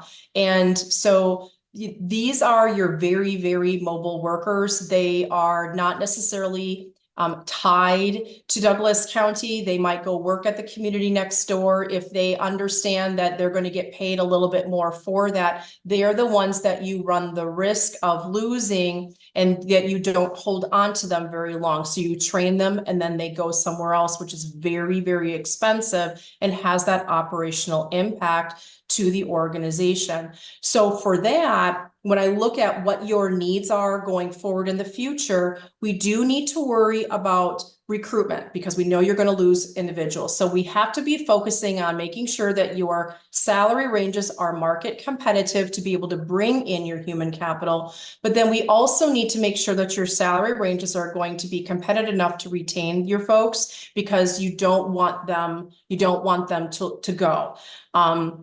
Granted, there's healthy turnover, but we're not going to get into that this evening. So you're in a little bit of a perfect storm, which means we got to worry about both areas of recruitment and retention. So let's talk about the project, what we've done, just after now that we've laid that foundation. And it might feel a little bit like some doom and gloom there, but we're gonna help fix things for you. So far, what we've done is we've met with your administration and HR. We've met with all of your department heads, and some of them even brought managers so that we can understand what each of those departments is responsible for, what those positions do. And then we also talked with them about where are they losing their human capital to, and we know where is that competition coming from. We're going to talk about that in a moment. We've done a review of your comp system. We've been looking at your job descriptions, looking at your policies to get a better understanding of you as an organization. And then we've also asked and engaged your employees or some of your employees to complete what's called a position questionnaire. This gives us more information about what their responsibilities are so that we can, along with that market data that we collect, we can identify where those positions should fall in terms of the salary structure. And so far, what we've done, in addition to those position questionnaires and all of those meetings, we've gone out to the market, we've solicited that data, we've analyzed that data set, and I'm going to show you what the outcomes of that are at a very high level look before we start talking about where I feel we need to put you in terms of the market. So when I went with all of your department heads and I met with your administration, we asked the question of where are you losing your human capital to? Who are you competing against? And from those conversations, we developed a list of comparable organizations. McGrath sent this then to the county, and we asked for administration to make sure that they were okay with the comparable organizations. And you're going to find that these are going to be Kansas counties, and then some of the larger cities that you have within the Kansas City region. So this is what has made up your comparables as we start talking about how you're doing in the market. So when I say the market, this is the organizations that we used to collect the data to determine the market. All right, so let's talk about your current salary schedule real quickly, and then we're going to talk about what the market actually is telling us. First of all, you have a range model. You have 33 salary ranges. That so far is not necessarily unique. You might have maybe a couple more ranges than you need, but we'll make that determination once we build those recommendations. But you actually almost have 3 different types of salary schedule embedded within the singular system that you have. And so because of that, you've got maybe when we line up your salary ranges, we'll see that there are some salary ranges that really are very de minimis in nature in terms of difference. And that causes some compression. So when we see that you've got salary ranges that only have about 1 to 3% separation, we would say there really is not a need for them, and let's get rid of them and have fewer pay grades with a better separation between them to help reduce compression compression, but also to make, if we have career leveling, to make it a meaningful impact when a person is able to promote to a higher level of a position. So we'll probably end up having fewer pay ranges than what you currently have today. Your cost of living is, interestingly enough, it is based on an interesting calculation, one that Dr. McGrath and I don't typically see, but we are approaching this as, all right, if it's working for the county, then perhaps it's okay to keep. Where right now your administration and your human resources is looking at job family calculations to see across the market, where are, how are those salaries changing? And there's a formula that's being used so that the county will then take that total formula and apply a cost of living percentage onto your model each year going forward. It's a rather complex model, but if it's working for the county, I'm not necessarily inclined to say that we want to get rid of it. It's not broke, don't fix it. We'll have that conversation with administration again a little bit later in the process when we're starting to talk about policy recommendations. I just want to point it out that that is the model that you're using right now. Most organizations, I will say, are doing a little bit more of a simpler administrative approach where they're looking at those comparable organizations, identifying how much they are applying to their model, and then looking at an economic indicator and making a decision about how much those ranges need to move. I will say that the model that the county is currently working under probably is a little bit more mathematical in nature because it has some real data behind the numbers that are defensible. So, and the last thing is that your progression through the ranges is based on performance. And I will say that that question was asked of your department heads and how they are appreciating the range model. And the majority of them really do want to have a range so that they have flexibility in hiring, they have flexibility in performance. And so, I believe that as we are building or rebuilding your model, that we can anticipate that we're going to continue to have that range so that you have the best flexibility as possible. So let's take a look at the market. You're going to see a number of charts here, and those charts are they are a summary of what we call a comp ratio. The comp ratio is a comparison ratio between Douglas County, between your rates, and then that aggregate of the data set that we analyzed for each of those positions.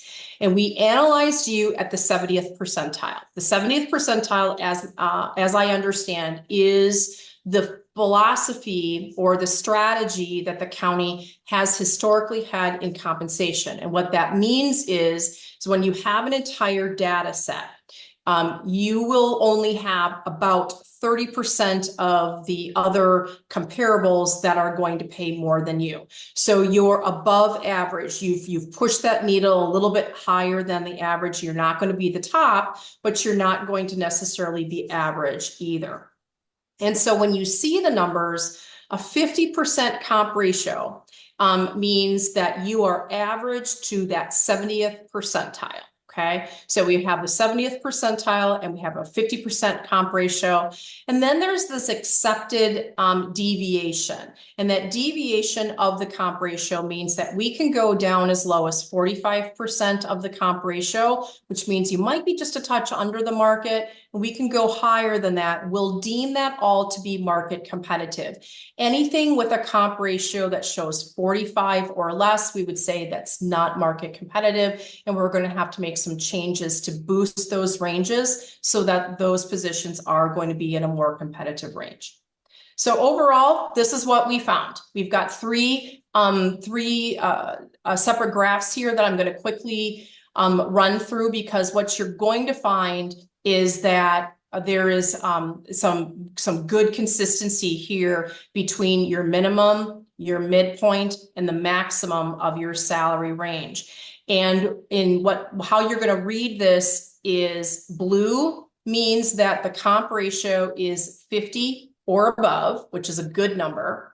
The yellow is 45 to 49. It means it's technically market competitive, but we color code it a little differently because we do want to look at that just to make sure we don't have an industry that is being very challenged right now. There are some that a 45% comp ratio probably is not going to be market competitive. And then the orange category are going to be positions that they just are too far under the market to be competitive at the 70th percentile, okay? So overall, what we found at the minimum is that 54% of your positions are not competitive at the minimum.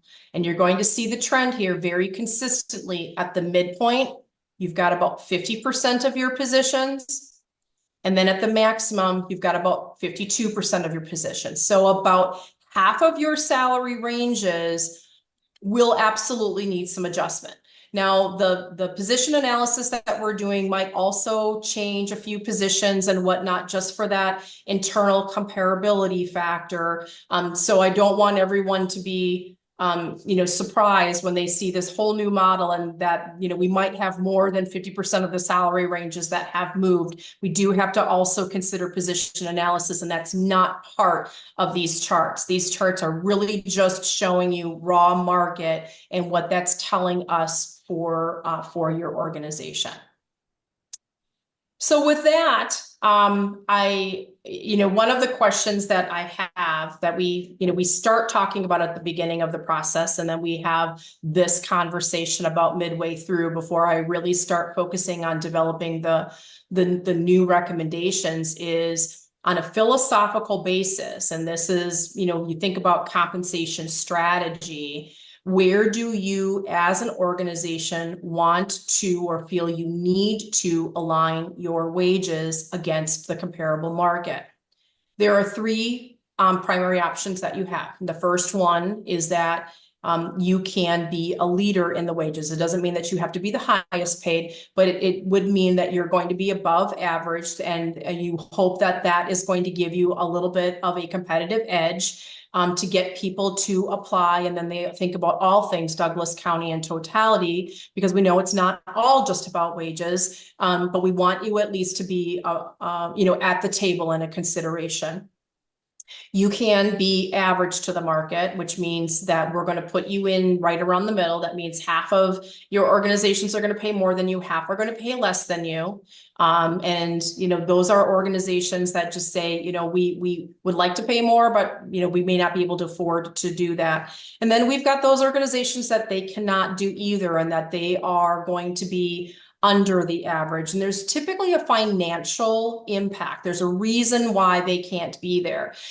We do have some clients that are in that situation. They just simply cannot afford to be average. And that means then that they have some higher turnover. They will be the training ground. People will get some experience and then they leave. And what I tell the elected officials in that situation is, you're probably going to expend the dollars. You're going to expend them in your recruiting costs, your turnover costs, your training costs, your overtime costs. And then you have some of that, you have some of the impact that you just can't measure. And that would include employee burnout, because someone's got to backfill the vacancy when you lose those folks. And that can be very stressful to an organization.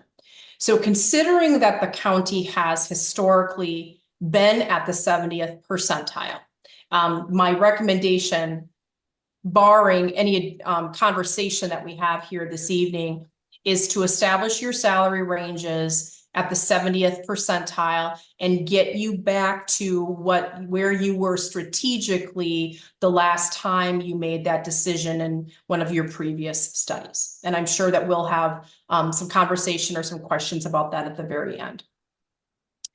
So what's going to happen next is I'm going to build your salary schedule. But before we can even get to that, there was a request to take a look at, all right, based upon the data that I have, what are we looking at in terms of a financial cost to the county, so that you can be working on this in your budget process. And so there's a couple assumptions that come with this.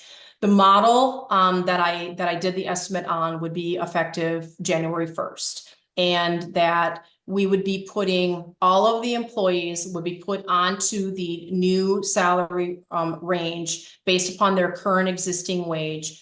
And we do that just to make sure that there's not going to be any kind of a decrease in pay. So if they're under the new minimum, we'll get them up to the minimum, but then nothing more than that. So you're going to have some employees that will just get to the minimum, and then you're going to have other employees that are going to be already within their range. Now, there can be a consideration for in-range adjustments, and we might need to talk about doing that simply because we do know that some of your ranges are going to shift pretty significantly, and you might have some longer term folks that are going to be towards the minimum of that new salary range, and they might be earning the same or very similar salary to individuals that have been there less time. And that is a real conversation of how do we want to address it, because addressing in-range compression comes with additional dollars. And so it, we did not include that in this estimation. It's something that is above and beyond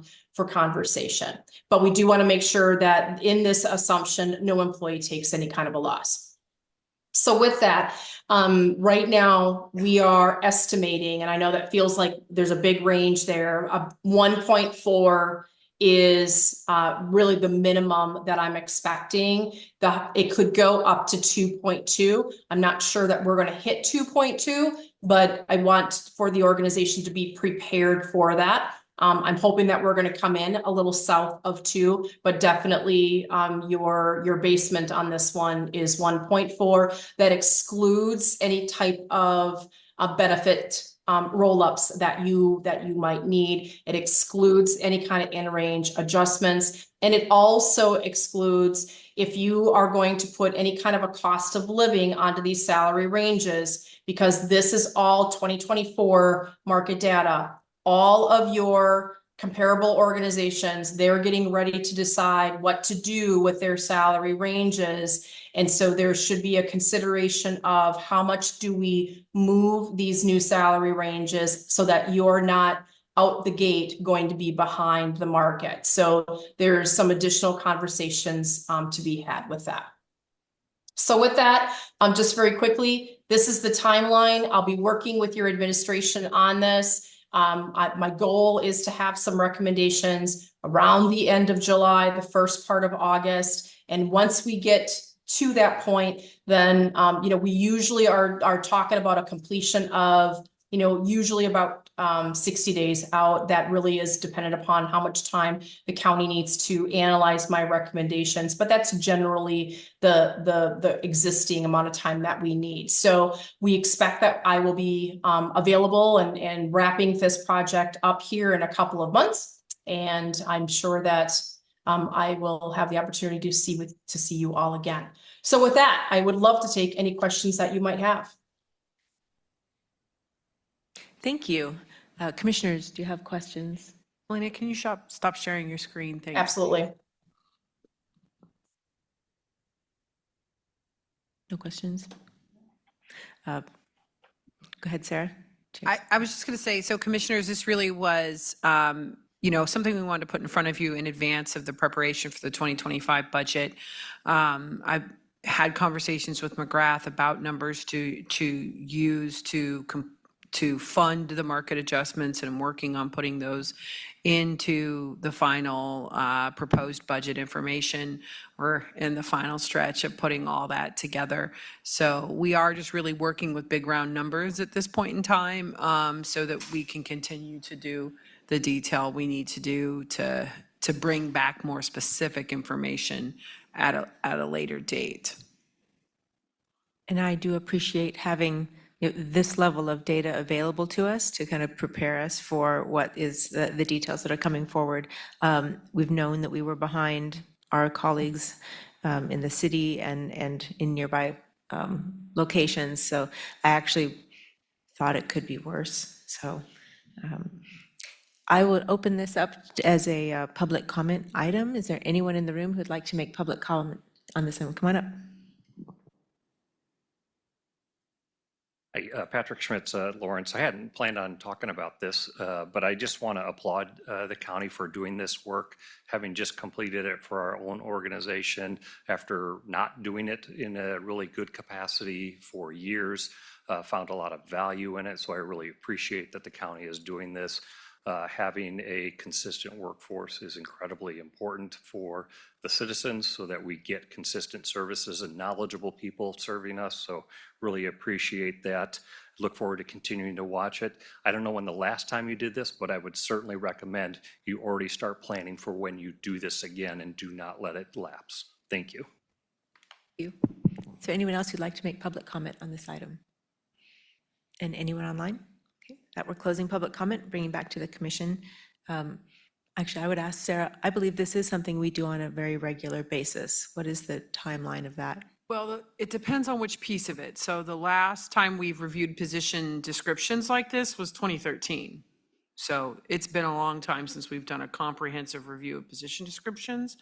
Our market analysis, I think we did one right before COVID.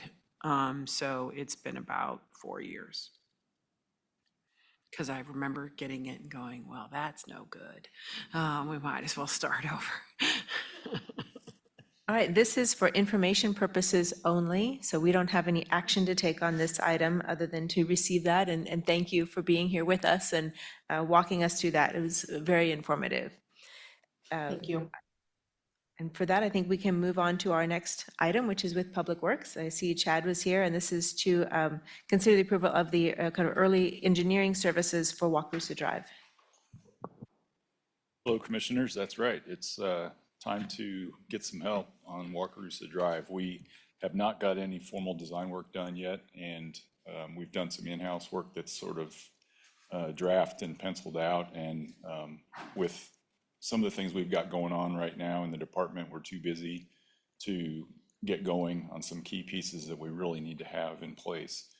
And so we've hired several engineering firms over the last few years, and BG Consultants has been really efficient and effective, their local firm. And so we have identified them as our preferred firm to work with to do this.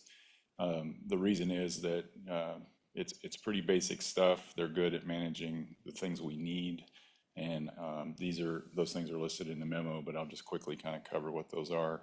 We want to get some survey control set in the field. Our surveyors are pretty busy right now. We want to get them to evaluate kind of the design that we've penciled out and give us opinions on that. We also want them to outsource a wetlands assessment to a qualified wetlands expert, and then that would be really valuable going forward for our environmental reviews that we want to get done. So this scope there's a scope in the memo that we've outlined, and the fee they came back with was $91,000. And the intent there would be that we get these services done, and then we come back to you in November with sort of our own internal summary that takes their pieces and things that we've got pulled together and really presents kind of an assessment of what this project looks like. And then that would be the point where we would start really spending more money on design and getting serious about this. So this is an initial step, but it's the first time that you will have decided to put money on this project. So we wanted to be sure to get it in front of you. And if anybody, I don't think there was much public notice about tonight on this item. I know there's a lot of interest in this project.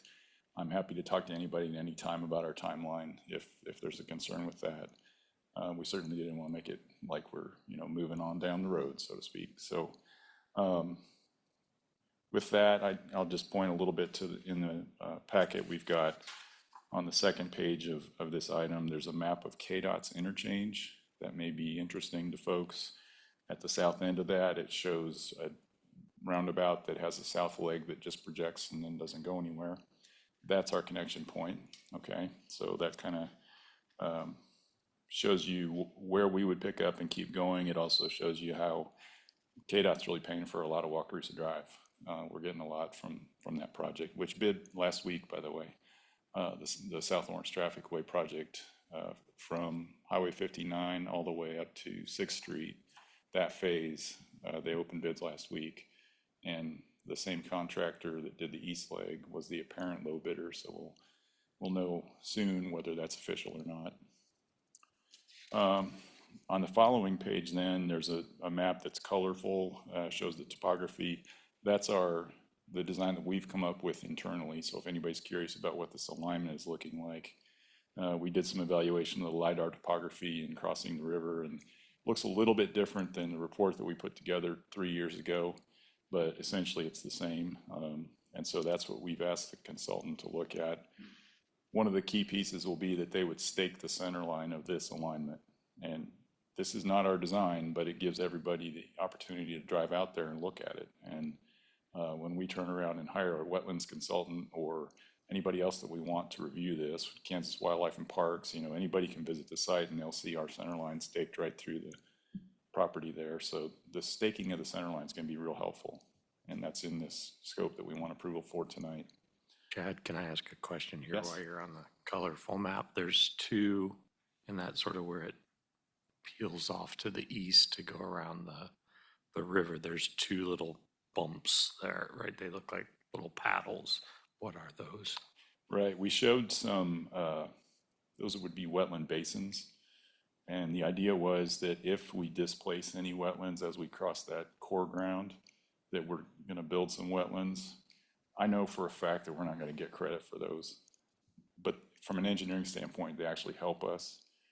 This area is all very flat, and when you create wetland basins to accumulate stormwater, it allows you to take the runoff from the road and hold it a little bit while you're letting it trickle through your new culverts. And so we're creating those in concept right now. And they're probably going to still be something like that in the final design. Thanks. Yep. So that's kind of my quick summary. Any other questions or thoughts on this? I'm happy to talk about those. So the center line that will be staked, and you've kind of called this kind of a sketch or a first concept, would BG Construction likely come back with a different concept and stake that center line, or how does that conversation happen? Right, in the scope, we've asked them to look at what we've got put together, and really any alignment changes, we're pretty knowledgeable about design speed, curve design, super elevation on the road. All these things are pretty well said. They're probably going to look at that and agree. The thing that might change is if they go to the river and do the assessment of the crossing, and they might say, well, if you shift it 100 feet, there might be a better point there for some abutments. They're going to isolate those issues for us rather than us having to have our survey out there. And so when they look at that river crossing, I think that might be a piece where we adjust a little bit. But really, it's the design concept that's printed here is really what we would like to see in the end, and likely will. I have a question that I think will be anticipating a possible public comment, but are there any field accesses and private property accesses planned with this design? Yes, there are. Kitzmiller is the owner of the large farm ground on the north side of the river, and when he was negotiating with KDOT, he specifically chased down that issue, and KDOT wound up calling me to say, are you going to give him an entrance? Because we need, an answer to this question. And so, yes, we'll give him an entrance to that property there. And then on the south side, there's a small corner that we're going to clip that belongs to another landowner before we get onto the core ground. They also want a field entrance there. Both of those would be field entrances for farm access, but that's going to be valuable for both those properties. This may sound like an unrelated question, but the timing, you have a timeline in here and all that will be flexible because we're pretty early in the project, but how does that dovetail with the timeline that KDOT has proposed for Highway 56 with that road is closed? And I know I went to the presentation, I can't off the top of my head remember. And I think Highway 56 is closing east of Highway 59. That's correct.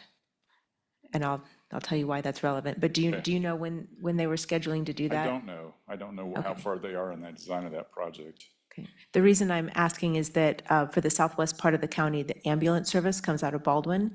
With 56 highway closed, that is then possibly the fastest EMS response, ambulance response would be coming down this road.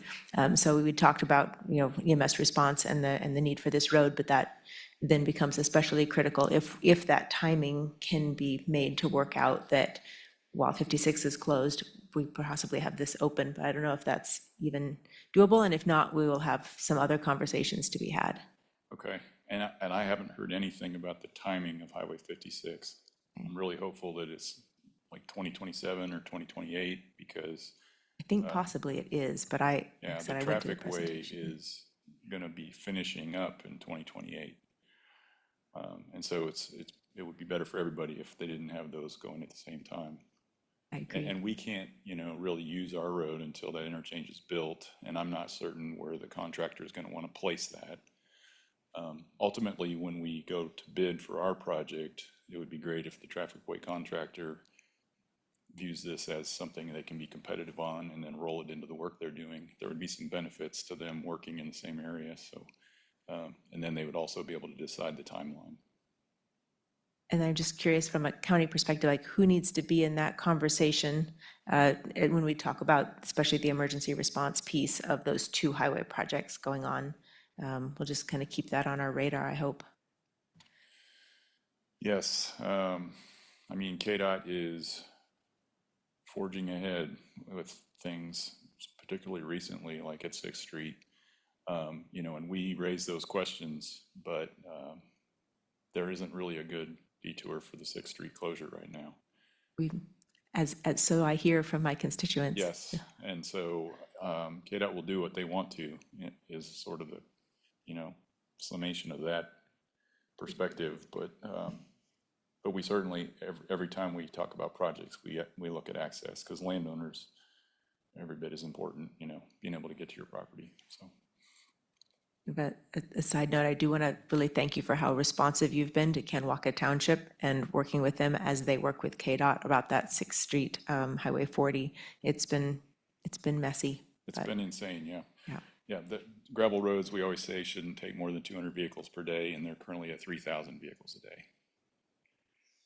So it's basically a road made out of worn tires. It's black on top, so it's impressive, but Kanawha has been somehow managing. It's been rough, but yeah, I appreciate your work helping communicate between those entities. Okay. And, Commissioners, do you have any questions before we go to public comment? I don't have any questions. I'll just make a quick comment that I really appreciated this quick timeline that just gives some really explicit things that will happen before this comes back to us. And I just appreciate that, and that I think it's good for anybody in the public who is continuing to follow this conversation to sort of see what to anticipate and what will come next, and what might take a while to get to, but that there'll be lots of iterations for us to keep getting information about the next phase. So thank you for that. Okay, good. Is there anyone who'd like to make public comment on this item? And seeing none, anyone online? Okay. Close public comment, bring it back to the commission. I do appreciate having that next step on here of like when this goes back to the public, once we have some of this information. And I think there'll be some interest there. Commissioners, any other comments about that? This does require a motion for those initial costs. As Commissioner Reed, I move to approve a contract for BG Consultants, Inc. for engineering services at a not-to-exceed cost of $91,652.50 for project 2021-R1 Wakarusa Drive Extension. Second. All in favor? Aye. Motion passes. The Thanks for being 50 here. cents was my favorite part, my favorite detail in all of today's agenda packet, I think. Must have thought like, You're we welcome. really didn't round. We didn't really round. I don't think Don't I've ask noticed. engineers you to know, round. I like Right. it. Yeah. Thank you for the diligence. That does conclude our regular agenda and puts us to appointments. Do we have any appointments to make this evening? Commissioners, I did contact you. Greg Gardner from the LEPC is up for a reappointment and is interested. I didn't know if you wanted to talk about that or if we can get him Greg's appointed. been on this for a while. He does a great job. He really is very involved. I know him pretty well and be happy to recommend him. But if other commissioners would like to meet with him first or chat with him, that'd be I fine. always like to have the chance to chat, but I know Greg through reputation, and I think we're really lucky to have him, so I don't have a problem with that. That's, Yeah, I think we can move forward on that. And I know we have a couple other, we had an appointment we made a couple months ago now that we're still searching for a replacement for. So I think there's a few other vacancies we can try and spend some commissioner time on thinking of additional names for. Yeah, specifically Heritage Conservation. Yeah. They're really going to be actively looking for some folks. So I know we're going to do some social media posts on that. do we have a motion for? Well, I'm madly looking for Sarah's email for that because that's not on your, is that on? Oh, I know where it For was. Greg Gardner, do we have? Yeah, that's the one I'm looking for. He's on the LEPC, so the Local Emergency Planning. Which is not in our list. I think that's why he's looking. Yeah. It's not on the memo list. It was on your other Friday update email list. list. Yep.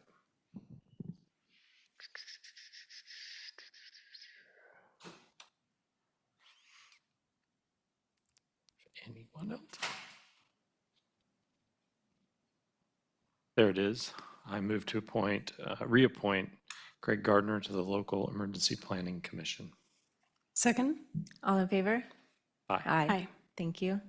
I do have a possible name for Property Crimes Compensation Board, but that's gone to the DA, and we'll see if that is, because it's been saying on here that we're looking to her for some recommendations. I think there's one in the works, but I'm not ready yet. I've also pitched some names for Heritage Conservation Council, but it says one position, we have two positions, and one is a lawyer position. I thought we had one that was a natural and one that was a cultural position that we were looking for. I'll check with Caitlin as to which specific ones they're looking for. Okay. Any other appointments for this evening? No. Sarah, if you want to go through your memo. Commissioners,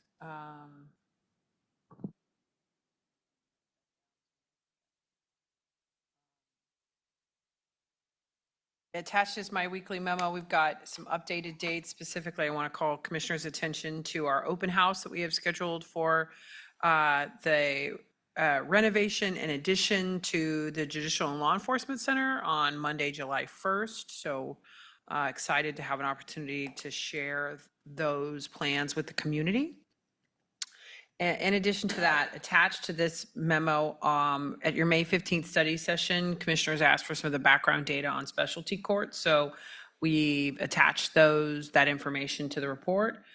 You also have some follow-up information on Kansas Holistic Defenders after their presentation, special session report from Little Government Relations as well. Just want to remind the commission and the public that we will not meet next week, the night before the July 4th holiday. And then we come back, and our next meeting after that will be on budget hearings for starting July 8th in the morning here at this building to start our budget deliberations. And commissioners, that's all I have.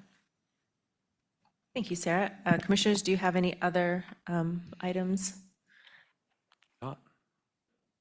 I would say earlier today, Sarah and I had a great kind of meet and greet conversation with our new interim chief for CFD1, Consolidated Fire District 1, along with some board members from Fire Districts 2 and 3. And it was a great and healthy conversation, and I'm really excited for the direction that we're headed in. So just a lot of positive there.